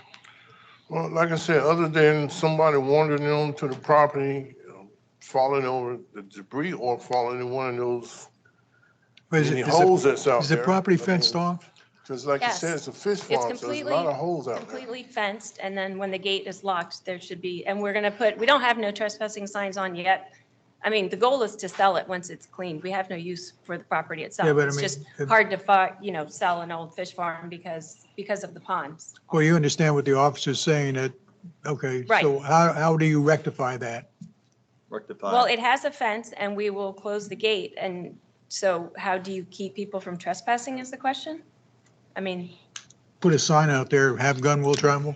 If that's what you were. bad need. dog, I don't know, like, I mean, right next. We're live, by the way. Right next door was a former employee and her son is a sheriff, and there's a sheriff's car right next door all the time, but it doesn't stop them from going in there, so. I guess it's, how do you assess the risk of any fish farm? Because that would be the same, any operating fish farm would, Yeah, yeah. same circumstance with the ponds that people could fall into. Sure. I had a question for the manager. As far as this vehicle, it being unrecognized, no serial numbers, and what did they do? If that was on my property, I would classify that as junk, not an inoperable vehicle, and I would demolish it and have it hauled away if it were on my property. Okay. How do you mean hauled away? So we'd have to have it cut up in pieces? I would cut it up and Okay. put it in the roll-offs, and Okay. somebody would probably come out and State your salvage the name metal for the off of it record for you. me, please. Yeah, and that's what happened. I'm with the- sorry, David Kanzler, Hillsborough County Code Enforcement. Thank And that's you. what we did with the mobile home was we had somebody go out there, cut it up into pieces because that was the mobile home that had burnt down and they've moved. Exactly. It was no moved all longer that a home. It's debris at that point. This appears to be in pretty much the exact same state. It's debris at this point. It's not a vehicle. I would have it trashed. Okay. I saw one of these right after the monster truck rally at Tampa Stadium. It looked exactly that like may that. be it. So- I That didn't may want be to the try to one. cut up a vehicle and try to bring it to a scrapyard. Right. No, you're not supposed to do that because I know that's a chop Right. shop and not Understand. that anybody would want that, Yeah. but I also didn't want to. Seems like you've done your due diligence, but Okay. I would check with folks. There to you make get sure. somebody with a torch out there and cut it up and put it. I'll get hired the same person that did the mobile home and cut that up in the frame There and you go. everything else. It's like I said, it wasn't until end of November and that we even, he was out, but we had requested, can we get an extension? Because we weren't really allowed to get on the property to basically Till before we the holidays. evicted. So you had we them the out. last 2 or 3 weeks. So- Understand. Officer, as far as if they give them 90 days to get this all cleared up, you wouldn't have a problem with that as long as they keep that fence secured? Yeah, it's gonna take them some time, so I'm okay with that. 60 days is bold. I like 90 days. Anybody like to entertain a motion or additional I'm questions? ready to make a motion. All right, Ms. Clayton, please. All righty. I move in case CE 22009662 that based on the evidence presented, I find the property is in violation of Hillsborough County codes or ordinances as listed in staff's presentation. Further, based on the gravity of the violation, the actions taken by the violator and the violator's history, I grant 90 days to come into compliance. If compliance is not achieved by that date, a fine of $200 a day be assessed. I have a motion from Ms. Clayton for 90 days, $200 per day. Do we have a second? Second, DeRozia. Thank you, Mr. Razia. Motion and seconded. All in favor? Aye. Opposed? Motion carries. Thank you. 90 days, just stay in touch with the officer through the process. If he had done any sooner, which you probably won't based on the amount of stuff out there, I'm sorry, you can just contact him and he'll come out and inspect it. Great, thank you very much. Good luck. Thank you very much. Have a great day. Next case, please. Turn to page 10, number 21, case number CE 2201-2028. The owners are Michael Bell and Marisha Bell, 12320 Kelly Lane. We have service. And I believe Mr. Bell is here. Good morning. Raise your right hand, please. Do you swear or affirm the testimony you're about to give will be the truth, the whole truth, and nothing but the truth? Yes, ma'am. And state your name and address. Michael Bell, 12320 Kelly Lane, the notice house of Florida, 33592. I'm sorry, the Marisha Bell is virtual right Oh, now. Okay. If I could get her on screen so I can go ahead and give her the oath of witness. Maybe. Is she checked in?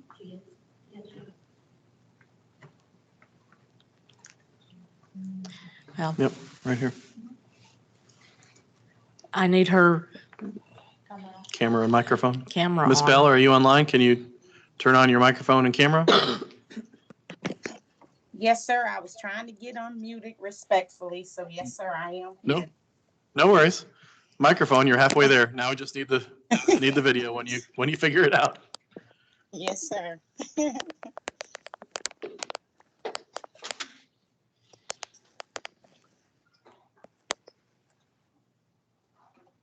There she is.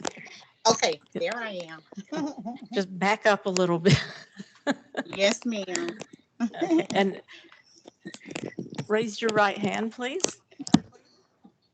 Do you swear or affirm the testimony you're about to give will be the truth, the whole truth, and nothing but the truth?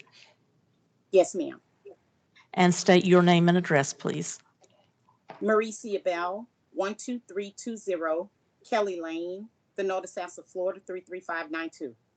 And thank you. And there's going to be a picture on the screen. I want to know if you recognize it.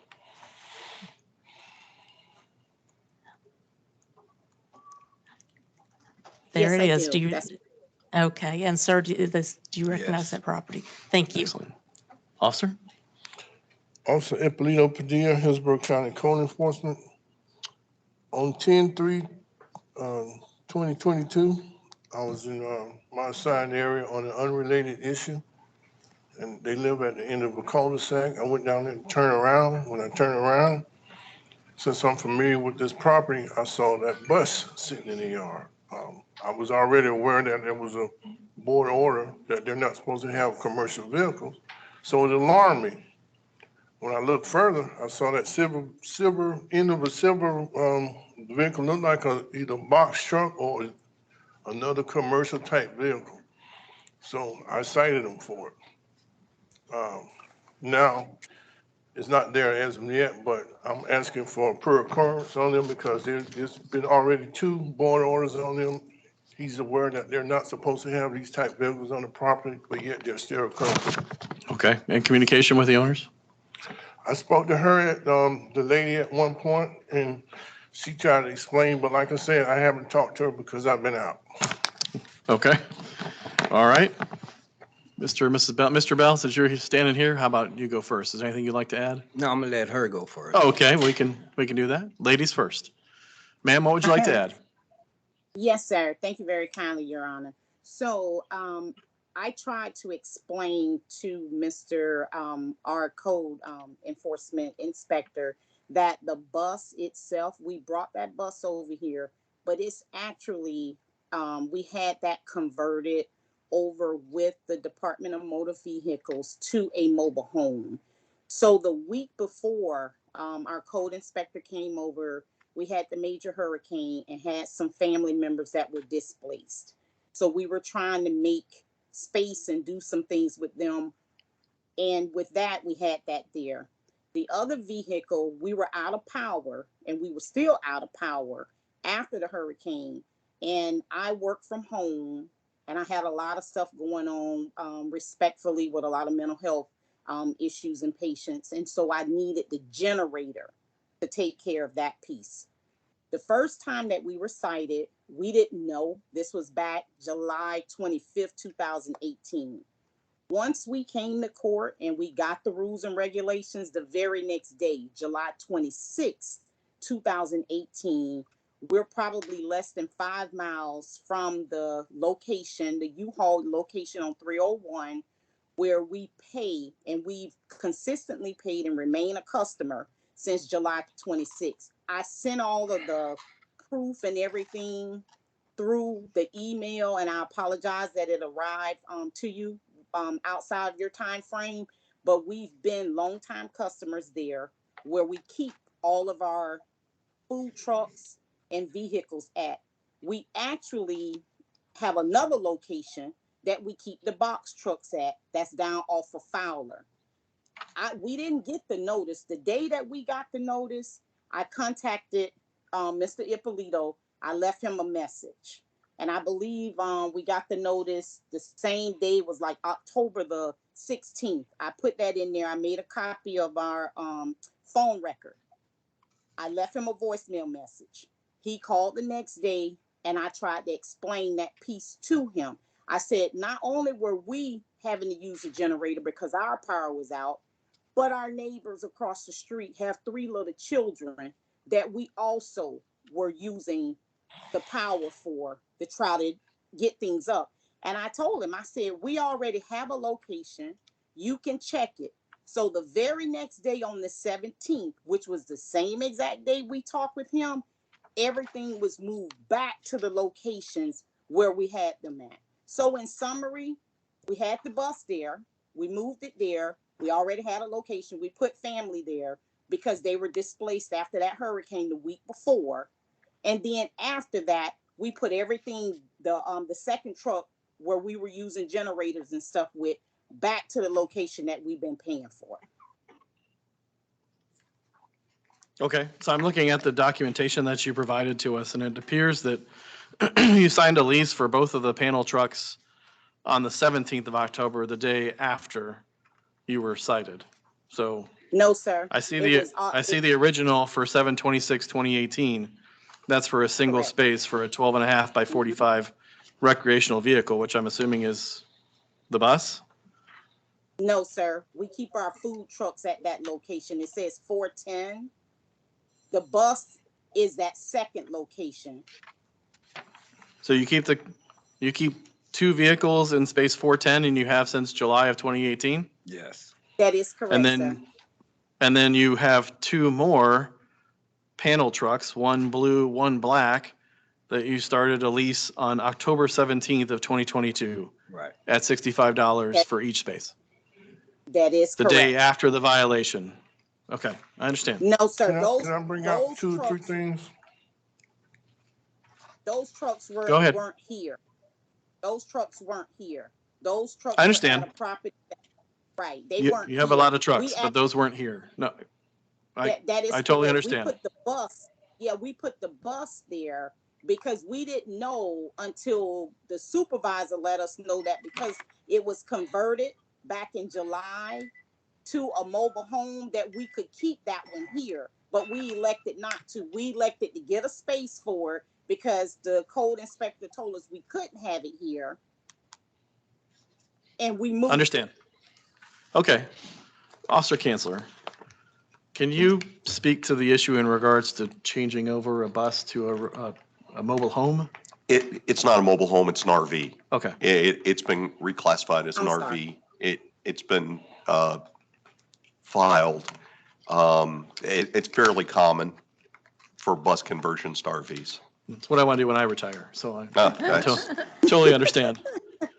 Okay, so that is in compliance, that is allowed to be there? They would be allowed to have up to 1 recreational vehicle if it met all the setbacks, Okay. parked on the property. Okay, then everything else would be in excess, which is why they've got to, If they had Offsite two that. RVs on the property, that would be an issue depending on the size of their lot. But at the time when Officer Hippolito cited it, he did not know that it was an RV. gotcha, understand. Can I say something now to that? Please, Mr. Dio. By her own admission, she said it was a bus. When I just heard her say it was a bus, commercial vehicle. It's her obligation, based on these 2 board orders, to get that information to me. I don't know that unless you provide some type of information to me to show I got that converted.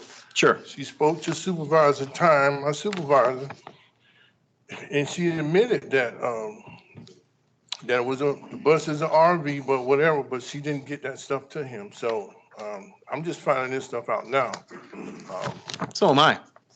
Like I said, she was referring to the first board order, which they were told certain things, but what happened with the second case? You were told again. Now you get caught. the No, I third understand time. the repetition. That, So- I understand that. Okay, That's where we're at now. okay, thank you. Mr. Bell, is there anything you'd like to add, sir? No, I don't. Well, yes, I do. Okay.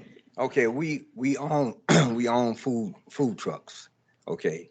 Now the truck that he seen in the yard, the box truck in the yard, the guy who was building it, his mother got sick. So at the last minute, he had to bring it to us.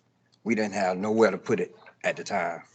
So once they seen the bus, well, once he seen the bus and the box truck, that's when we went. We had to wait to get an opening for the truck. So once we got the opening, we put the trucks where they need to be at. And my question too, we spoke with him on the phone and we was speaking about the food truck. And you was telling me that I can load the truck up at the house, right? And I can clean the truck, right?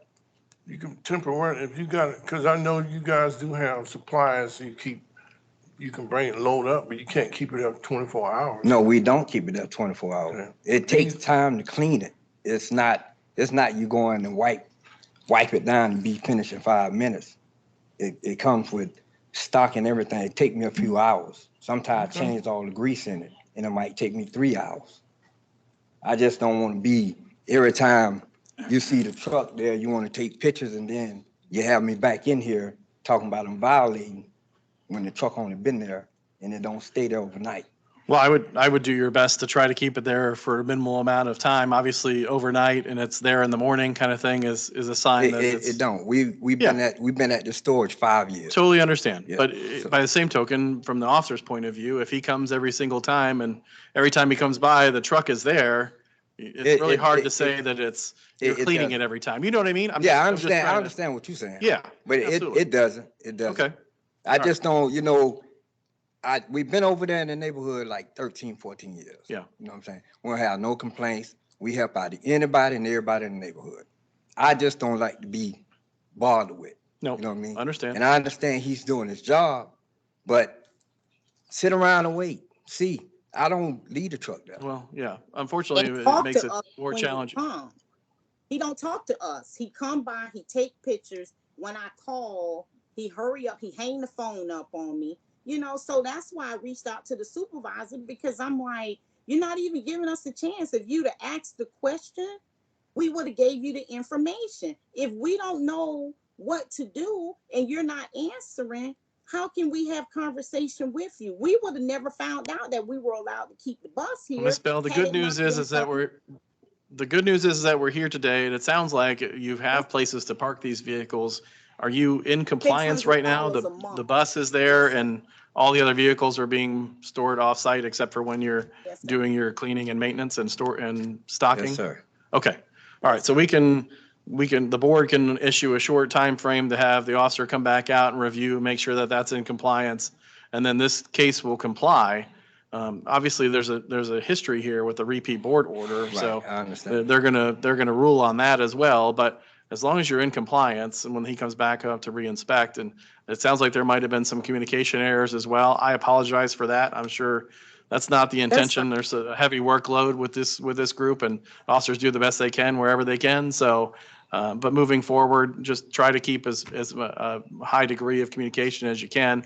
You know, I don't know the issues about this, you know, particular history, but moving forward, I think both parties will do their best to try to speak and stay in communication, and we'll just go forward from there. We'll have the folks That's come out and fine. take a look and move forward from there. Is that okay? Yes, sir. All right, Yes, excellent. sir. He can come out now. He can come out today, sir. That'll be fine. Okay.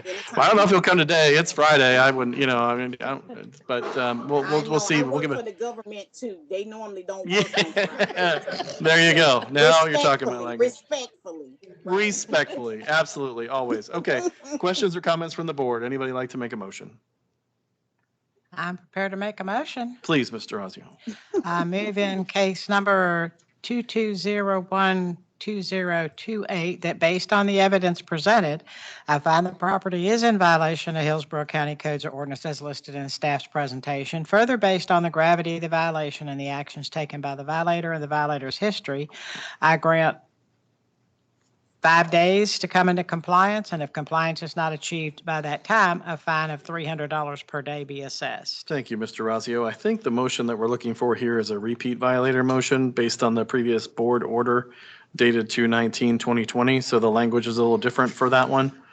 Would you consider a motion based on that language? And for a repeat violation, I can sure do that. Okay, please. So in that case, I cancel my first motion and make a new motion that Okay. says, I move in case number 22012028, that based on the evidence presented, I find the property is again in violation of Hillsborough County Code or Ordinance as listed in the staff's presentation, and the previous order dated 2/19/2020. Yes, ma'am. This constitutes a repeat violation as defined in the Florida statutes. I further find the property is now in compliance with this code provision in order that it remain in compliance with this code provision. Additionally, a fine of $300 per day per occurrence be imposed for any repeat violations of this order.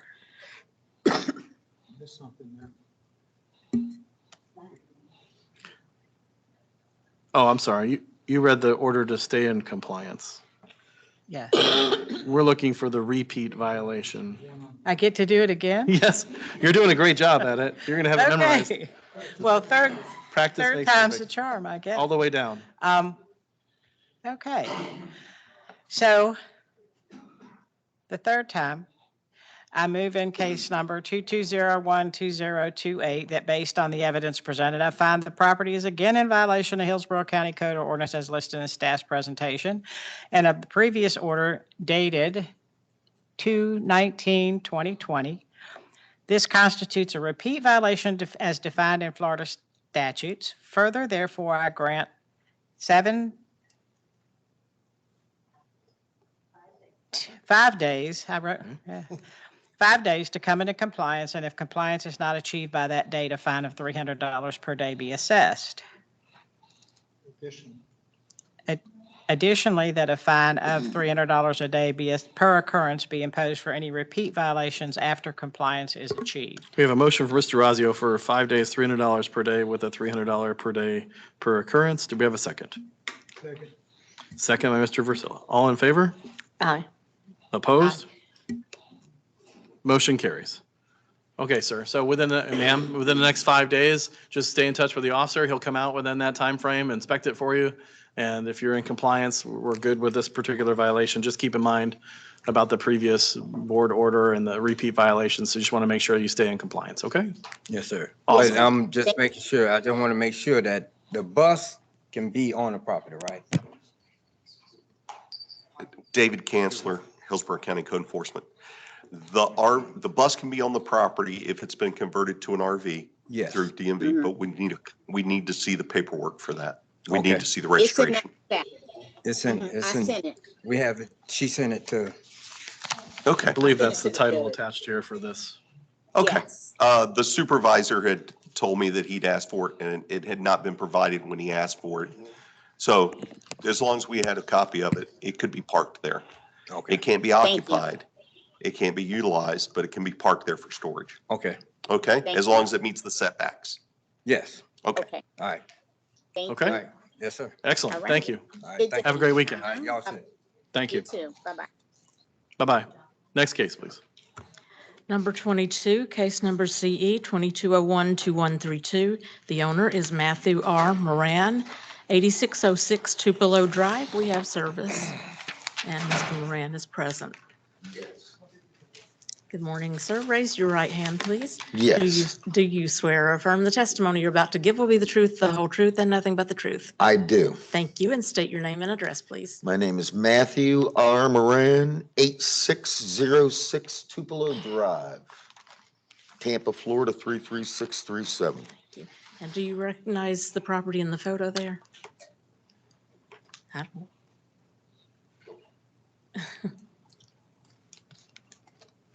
Yes, We can go I back to the do. first slide for you. There you go. Oh, there it is. I do. Thank Excellent. you. Thank you. Officer? Officer Ippolito Padilla, Hillsborough County Code Enforcement. On 10/5/2022, I was in my assigned work area. I'm very aware of Mr. Moran's property. At that time, on the original pictures, I noticed that there was some outside open storage stuff there. Mainly in the driveway where he keeps his little chairs and table, but there's some stuff behind the fence that he since put a white covering over. So now you can't really see it, but you can see that white covering, but you can't really see the stuff because he's covering it. But that's the problem I keep having. There was a previous order on him for that stuff, so he was told discontinue the activity. He does, but then it comes back, and that's the problem. He'll clean it up, fine, but it reoccurs. And every time it seems like when he does, I happen to be the one to show up to find it. And that's the problem we're having. So, Okay. Communication with the owner? yes. Okay. All right, Mr. Moran, what would you like to add? Well, the last thing I want is to challenge any code enforcement authority. I understand your purview. I'm a landlord, and I understand the important function of code enforcement. So in no way have I any interest in challenging. I'm very easy to get along with and want to stay within compliance. The last thing I want is any trouble. And so I had hoped that we would be able to keep communication to where things would never escalate to this point.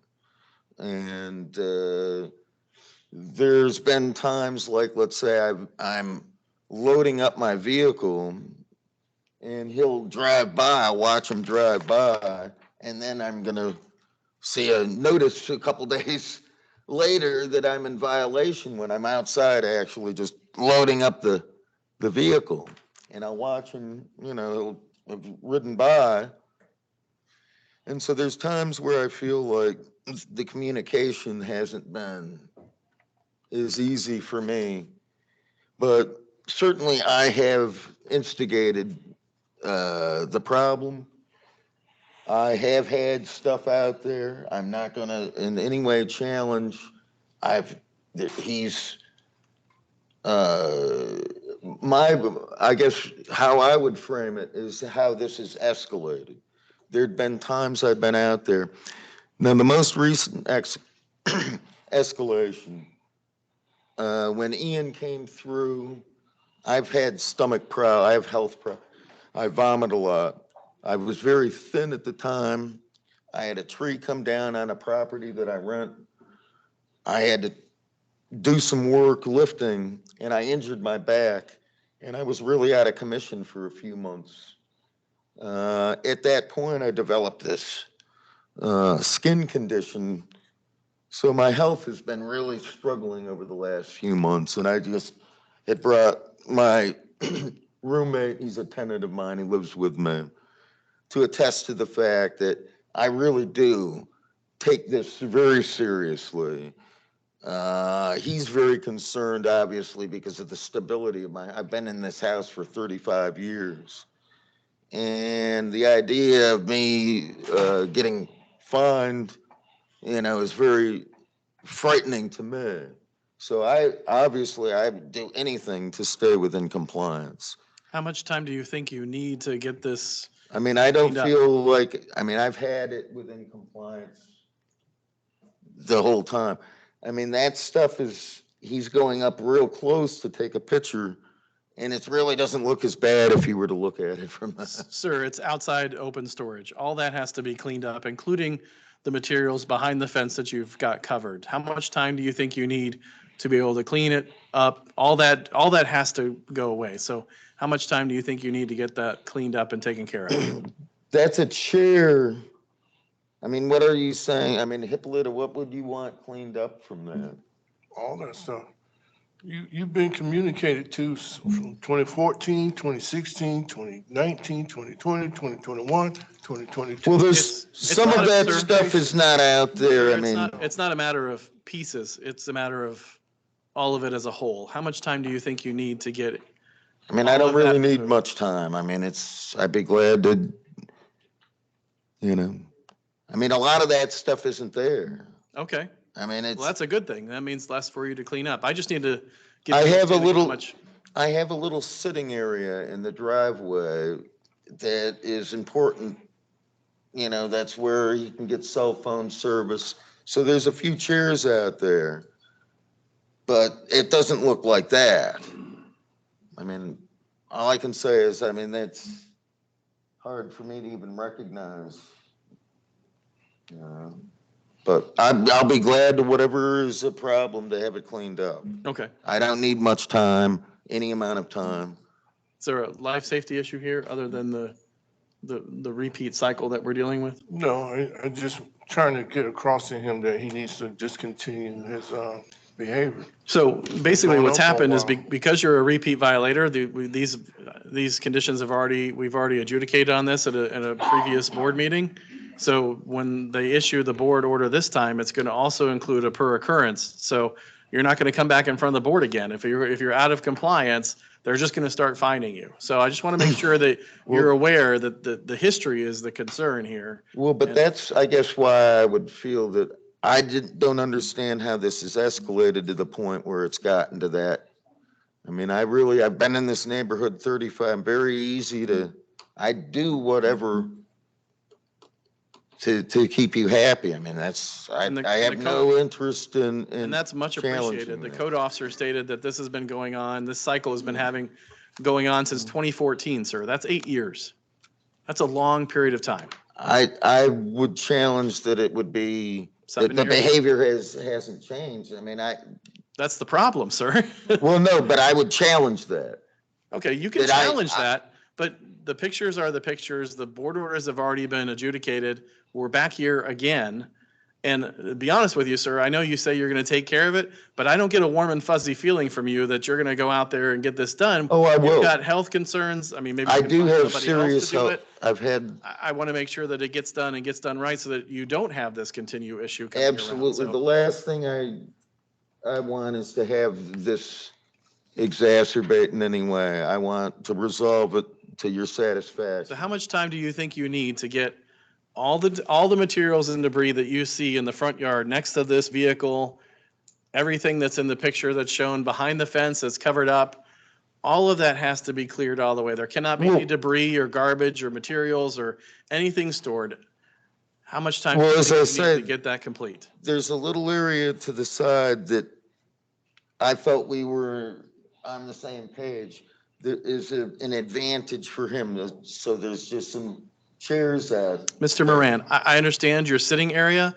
What I'm looking at, nobody's sitting at. We're looking. Well, it doesn't look like that. That may have been containers and junk stacked up 4 feet high on top of chairs and other things. Nobody is sitting in those. What I'm asking for is debris, the outside storage, the things. If you have a chair sitting beside that he comes out and sits in. Well, there's a few chairs out there, but that, no. You would like to define few chairs, that's fine, but you're stepping over $1 to pick up a dime. What I'm asking for is all the other stuff, There's a lot. We're not talking about 2 chairs that you're sitting next to. There's a lot of material here, and you have a history of doing it. So I'm giving you the opportunity before the board tells you Yes. the opportunity, how much time you have. I'm giving you the opportunity to tell me how much time you need, and I want to be sure you understand all of that has to go. It's not like you're I going to go think- out there with a garbage bag and you're going to put it by the street and you're done.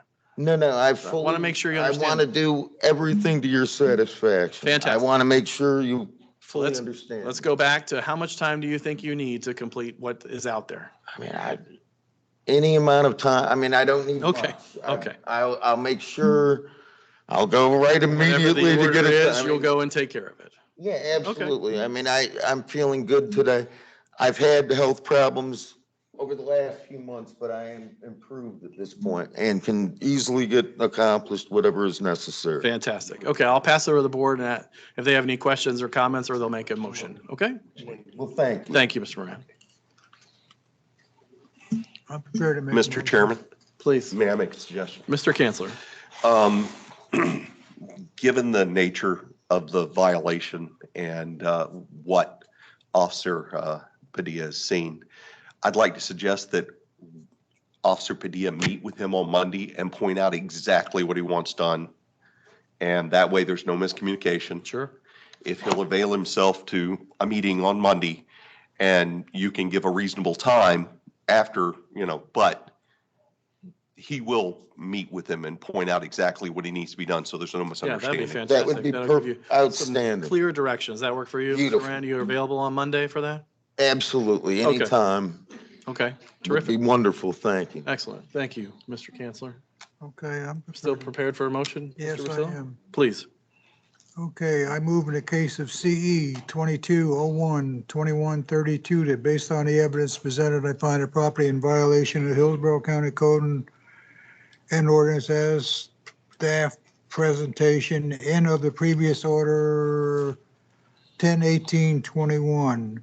This constitutes a repeat violation as defined by the Florida statutes. Further, I grant 45 days to come in compliance. If compliance not achieved by that time, a fine of $300 per day will be assessed. Additionally, a fine of $500 per day per occurrence be imposed to any repeat violations, including in that the officer does come visit with the owner within 5 days and all goals are achieved, Yes. are pointed out. Okay, we have a motion for 45 days, $300 per day, repeat with per occurrence for $500 per day, and a stipulation that the officer meet with the violator within 5 days to explain exactly what materials consist in the violation of outside open storage. Do I have a second? Second, Clayton. Thank you, Ms. Clayton. All in favor? Opposed? Motion carries. Okay, sir. Thank you so Moran, much. you have within 5 days, so just stay in touch with the officer and hopefully Monday you can get that coordinated. You'll Look come forward out, to that very You'll much. go through all that and then you have 45 days to get all that cleaned up and completed. Okay? Outstanding. Excellent, sir. Appreciate everything. Appreciate your help earlier. Absolutely. Thank you so much. Thank you. Have a great day. Next case, please. Turn to page 11, number 23, under contests. Case number CE 2200-1489. The owner is MNG2 LLP. The location is 6401 West Waters Avenue. And this again is a contest of the officer's finding of noncompliance. And I believe Mr. Holbrook is online. Raise your right hand, sir. Do you swear or affirm the testimony you're about to give will be the truth, the whole truth, and nothing but the truth? I do. And state your name and address, please. My name is Christian Holbrook, located at 415 South Cedros Avenue, Unit 240, Solana Beach, California, 92075. Thank you. Is that your property in the photo? It is, yes. Okay, thank you. Thank you. Officer? Good morning, Officer Gacho from Hillsborough County. This is case CE 22001489, located at 6401 West Waters Avenue, Tampa, Florida, 33614. The property located at 6401 West Waters Avenue is currently in fines run status. It's a commercial business which was zoned PD and is not in foreclosure. The last code board hearing was held on 10/28 of 22 for this case and was last inspected on 1/19/2023. The following violations still exist in regards to this case. Nuisance conditions to properly secure the structure, nuisance conditions, vagrants, windows and exterior doors, overgrowth, and accumulations. Okay, officer, so your testimony is that neither part one nor part two, part one was not completed by 11/4 and part two was not completed by 11/18/2022? Correct. Okay, and did you review the parcel on 11/4 and 11/8? These pictures are from this week. Did you? I used, when? yes, I used those photos in sequence to show that that case was being monitored up until that last date on 1/19 of 2023. That was my last inspection when I took those photos. Oh, I'm sorry. Okay, I see it. Yes, 11/8 and 11/22 were your inspections. You're right, and there was like a 1/6/23, a 1/19/23, then on the last one was a 1/19/23, which was. Okay, and so no change? No on change. anything? No. Okay. All right, Mr. Holbrook, what would you like to add? Sure. So I appreciate all of your time. I think it'd be helpful to give a little bit of background here to start. We've owned this property for something like 25 years. We own the gas station out front since the mid-1990s. We acquired this larger, very ugly back building in 2016. The gas station closed up shop in 2016. That's when we bought the building in the back and we decided to redevelop it. We've been working on that for, believe it or not, 7 years now. We were ready to go for redevelopment in 2019. COVID struck, we lost all of our tenants and have since just had a vacant property here since 2016. Since 2020, 2021, we've been working with new tenants to redevelop the site. We are ready to go. On January 24th, 2023, we mobilized. We have a big bulldozer on site. They've already scraped all the land. As you can see, I believe in this photo, the gas station's gone. The back building will be reused. It's going to be fully redeveloped. It will not be scraped. So we're working through the building permit process right now. We already have the demolition permit complete and obviously the demolition done. This picture you're seeing here is January 19th. As I said, the bulldozer was there on the 24th and removed all of that grass and it's just Mr. Holbrook, right now. I'm sorry to interrupt you here, sir, but what you've submitted here is a contest. So I'm trying to understand, as of 11/8, or I'm sorry, 11/4 and 11/18, you were deemed non-compliant. You're contesting that. Do you believe that you were compliant on November 4th and November 18th? Yes, I believe we were compliant outside of, let me pull up the exact issue, which is related to the broken window and doors. I sent a notice right after our board hearing to a company to order replacement windows and doors. That was on October 28th. I forwarded that email to my CACHO on the same day. Our maintenance company said that everything has been ordered. That was in early November, November 3rd, I believe. I submitted a report exhibiting all this communication back and forth.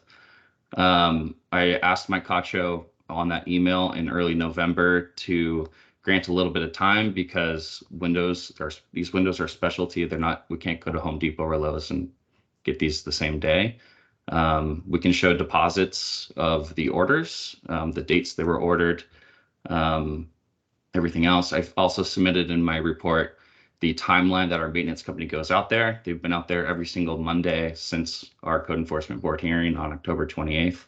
I've listed the billing details on exactly what work they're billing for. Mr. Holbrook, let me real quick. I'm sorry to interrupt you, but that picture shows November 8th with a door with a broken window. So yes, and as I said, it's we not ordered secured. it. Correct. So that's still a violation.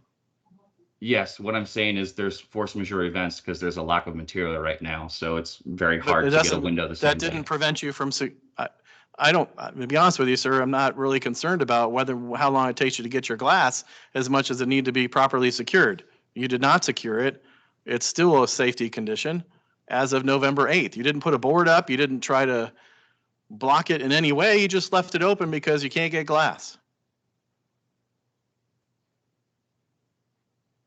I'll take no answer as yes, that's the case. Okay, so all we can deal with at this point is whether or not these items have complied. We have testimony from the officer that says they are still not in compliance. We have pictures from January 19th. So I'll pass it over to the rest of the board and ask them to comment or Can I ask ask a questions question in before you regards to pass your it over? content.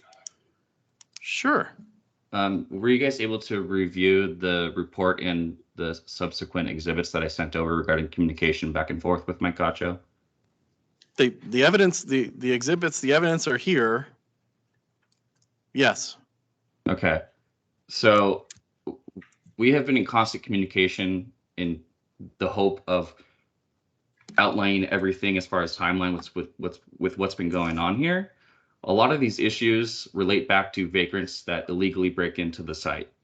And it's your job as the property owner to secure that, sir. And we do. We've sent our rental fence company out there. They've secured the perimeter. They repaired 80 feet of fence. The doors, like I said, I'm sorry, we haven't boarded it up, and we've ordered the windows and doors, and they will be torn out in the next 60 days because we're redeveloping it, but we've ordered But as them. of right now, the property is still unsecured, correct? The perimeter of the property is secure. The building itself is The not doors secure. and windows, the windows and exterior doors are not secured, correct? The one door you showed is not secure. So there are doors and windows that are not secured on the property, correct? Yes, there's one door unsecure. Thank you. Okay. I'll pass it over to the rest of my team. Thank you. Ladies and gentlemen, is there any other further discussion or comment, or would somebody like to make a motion in regard to the contest for this case? Being a team member, I'd like to deny this contest, please. Okay, Mr. Vasilla, you'd like to put forward a motion to deny the contest. Do we have a second? Second, Clayton. Second by Ms. Clayton. Is there any discussion? Not seeing any. All in favor? Opposed? Motion carries. Okay, Mr. Holbrook, your contest has been denied. The fines on the property are still running. Obviously, once you do your demolish and those type of things, those individual items obviously won't continue fines running. But as of right now, it's unsecured and you still have the violations. So I would suggest either making some quick changes to that, or you can continue to let the fines run until you redevelop the property. That's your choice. But as of right now, your contest has been denied. Okay. If the site is a construction site, does that apply? Officer Kanzler. David Kanzler, Hillsborough County Code Enforcement. If there's an active construction with permitting from Development Services, at that time it would be a construction site and would not be an unsecured building per se. Okay, I appreciate the guidance. Would a demolition permit suffice for that, because we're still working through permit approval for the building? No. Even it's not uncommon for properties that have been condemned to be cited and fined, even if they have a demo permit, until it's demolished. But it's my understanding you weren't going to demolish it, you were going to repurpose it. That's correct. Okay. Thank you. All right, sir. You're welcome. Thank you. All right. Next case, please. That finishes all of the audience. Chairman, could I ask for a really brief break? Brief? Please. Brief? Okay. I'll start the loading of the pictures and then go to the restroom. Fantastic. We are temporarily adjourned for about 5 minutes. Thank you.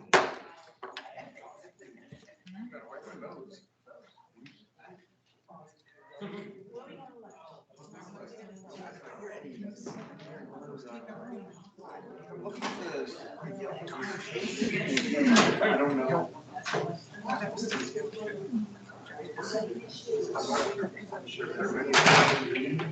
I'm good with that, but we can't sit down in there. Yeah.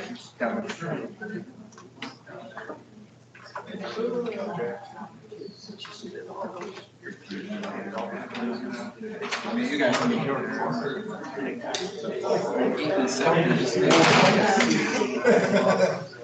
Bobby Grill has too many.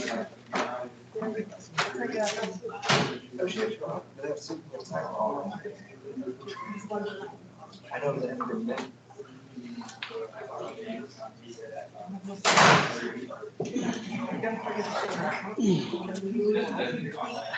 It's not like it's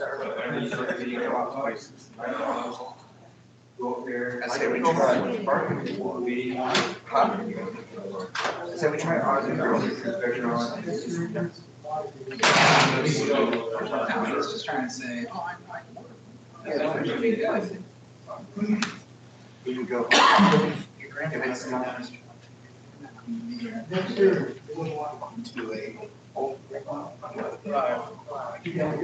Listen, you guys are really finding some winners.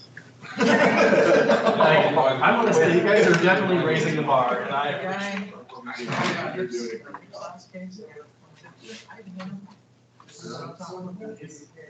I haven't had in a month. When you then you start looking through the room. Oh, I understand. That's the one that's Hillsborough County employee.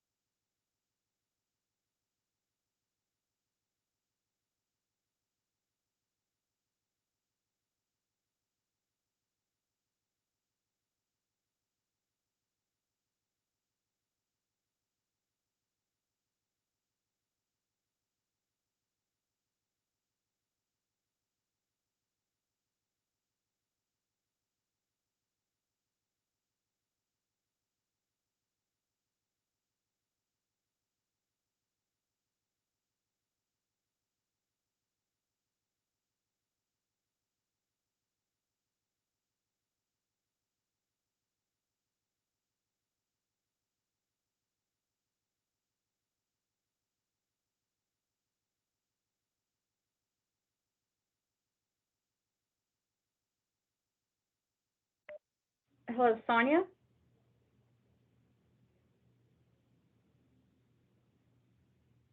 Susan?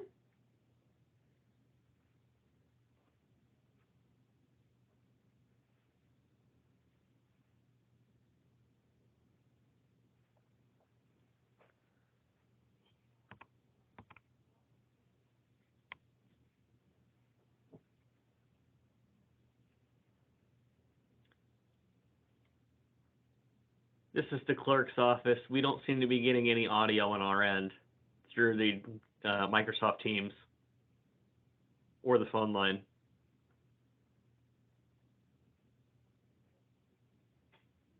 Do I need to unmute that?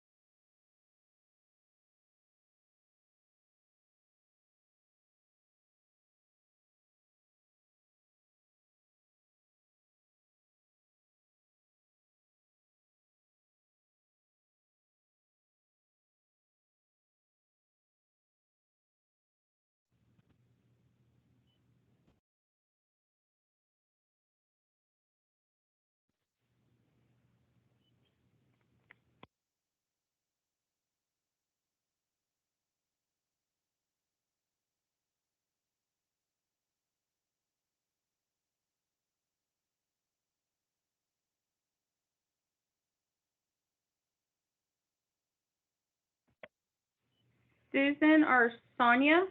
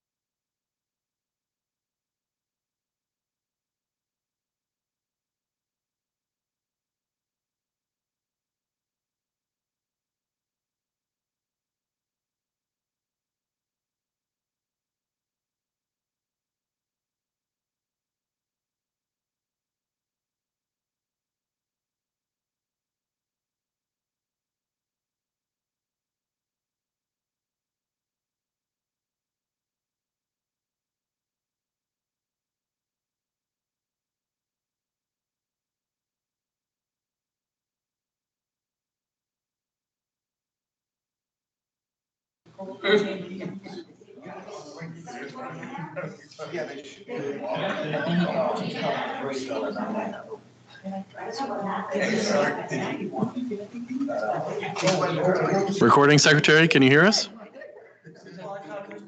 Yes, I can hear you now. Hello, welcome back. Eric says, Was there okay, any looks like we're items back that you online. Was there any items that you called after that 5-minute break because I did not get it? No, ma'am, we were waiting for you. I asked to see if you were there and you weren't, so we knew better. Thank you. No problem. All right. Yes. Seeing that no one is present in the audience for the remaining cases on the agenda, the board will now review the case materials previously provided by county staff, and if the board finds that the property is in violation of Hillsborough County codes or ordinances as listed in staff's presentation, the board's ruling in each case will be based on the evidence presented on the gravity of the violation, the actions taken by the violator, and the violator's history, in determining the amount of fine that will be assessed. Next case, please. Page 2, number 2, CE 2200-0976. This case complied January 18, 2023. Page 4, number 6, CE 2201-0327. This case complied January 19, 2023. Page 5, number 9, case number CE 2100-9152. The owner is Ismail Daniel, Elias Daniel Jr., and Gamaliel Daniel. Location 3205 Murray Farms Loops. We have service and no one is present. Good morning, Officer Sweeney. Good morning. Dennis Sweeney, Hillsborough County Code Enforcement.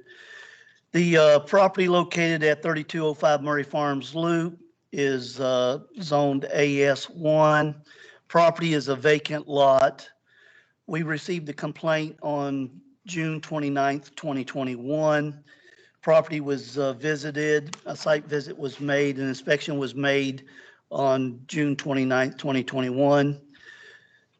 It was observed that the property was overgrown with tree debris on the property. The owners have failed to make contact with us in any form. We made the site visit several times afterwards and referred the case to Code Board for it to be addressed at this hearing. Okay. Mr. Versilla? Just a question. I'm kind of confused on, oh, there it is. Okay, that shows a better picture. The property is a vacant lot, so you don't have a structure to Right. Kind of give us an idea of what it looks like. The overgrowth is kind of sporadic, but it's throughout the lot, along with the tree debris and stuff like that. That's the accumulations. What would you recommend? I recommend to set it on fire and burn it down, but I'm just a code officer, but we have no contact, so, it's just going to take the nature of its course. Yeah. There's no life safety? No, sir, no life safety. I grant 30 days, $500 a day. Motion for Mr. Rosillo for 30 days, $500 per day. Do we have a second? Motion and second by Mr. Razio. All in favor? Opposed?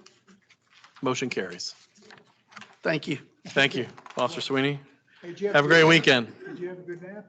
Yes, I did. Next case, please. Next case, please. Page 6, number 10, case number CE 2200-0526. The owner is Jamie B. Castillo and Alta Gracia Castillo, 4829 Bonita Vista Drive. We have service and no one is present.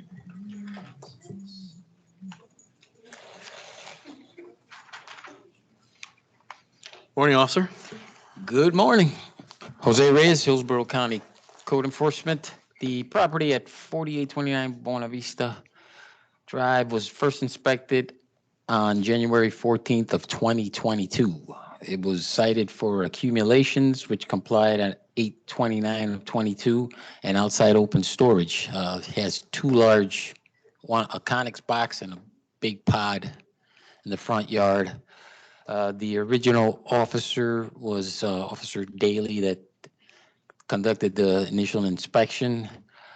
He had told the officer that those things would be off the property in a couple of weeks. Well, we're a year later and It's been a lot of weeks. yeah, 52 weeks. Okay. And they're All right. still there. So limited communication?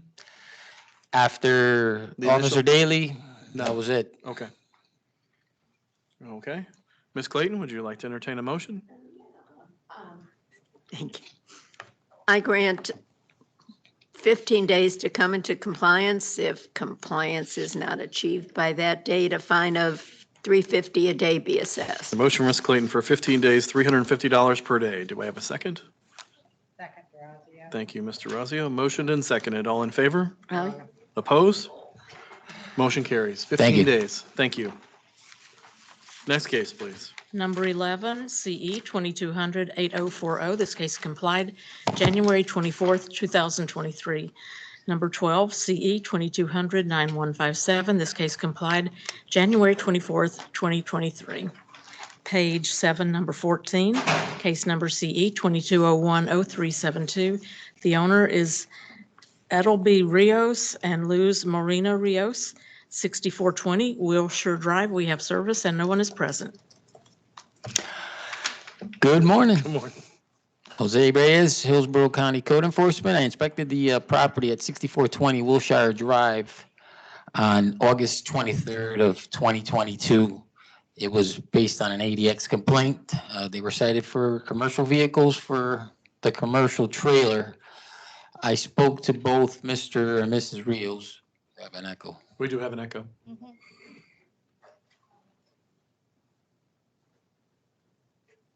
I don't think you can turn that one off. I think it's the television, actually.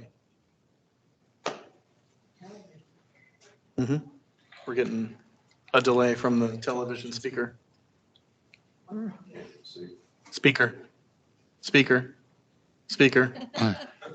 Okay. Officer, go ahead. We'll try to drown it out. Okay. Shut that off. That won't make a difference because I'm still an echo. Echo. Maybe because these three lights are on. Okay, Mr. Reyes. So I spoke to both Mr. and Mrs. Rios. I explained to them that they could not have the trailer on the property. He moved it to the side. Unfortunately, it was an ADX complaint, so whoever complained could see it. So that's where it's been. In communication since August? No, okay. Mr. Razio?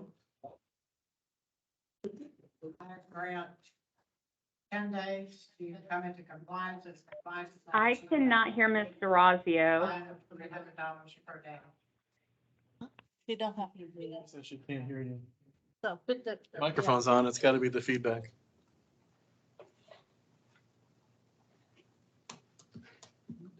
There's an IT guy. Did she say? What time did she say? She didn't. Oh, she didn't get there? Cast. Mr. Razio, you want Can to you- test your can you hear microphone me for now? the recording secretary? Pardon me? You want to test your microphone for the recording secretary? Yeah, can they hear me? Can you I hear can me? hear you now, thank you. Just do it? Okay. your motion. All right. I grant 10 days to come into compliance, and if compliance is not achieved by that date, a fine of $300 per day be assessed. We have a motion for Mr. Razio for 10 days, $300 per day. Do we have a second? Second, Clayton. Second by Ms. Clayton. All in favor? Aye. Opposed? Motion carries. 10 days, $300 per day. Thank you. Thank you, sir.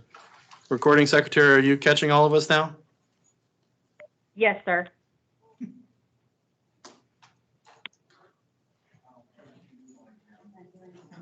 That's reassuring. Yeah, she fell off again, I think. I don't see her on the I'm list. here. Can you hear me? Can you hear me?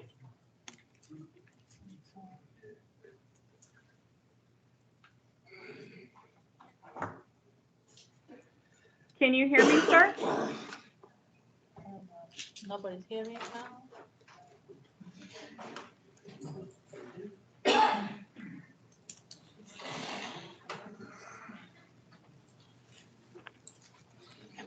Are we ready or?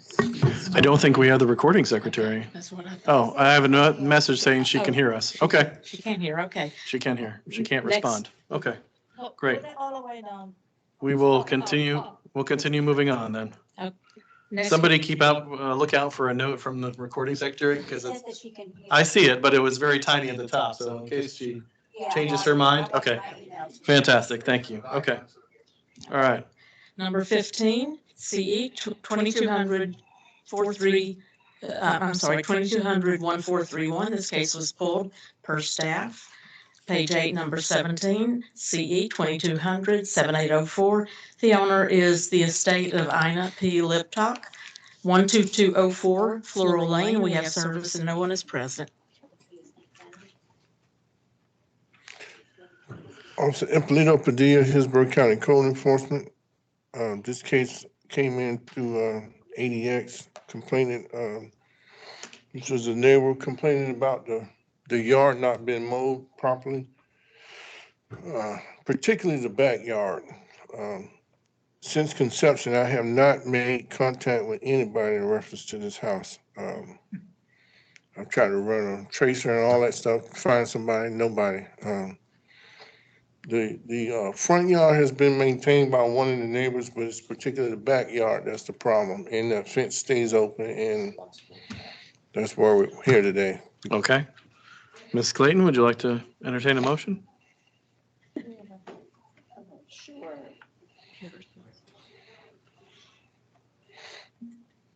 I grant 15 days to come into compliance. If compliance is not achieved by that date, a fine of $250 a day be assessed. A motion from Ms. Clayton for 15 days, $250 per day. Do we have a second? Second, Durazio. Thank you, Mr. Razio. Motion and seconded. All in favor? Aye. Opposed? Motion carries. 15 days. Thank you, sir. He didn't ask for any discussion, so I didn't know. Oh, I'm sorry. I will ask in the future. Next case, please. Page 9, number 19, CE 21010744. This case complied January 26, 2023. Number 20, case number CE 22011058. This case complied January 23, 2023. And that concludes the agenda. Fantastic. What about case number, page 1? Did I miss it? Page 1, we heard that. Did we? Mr. Razio.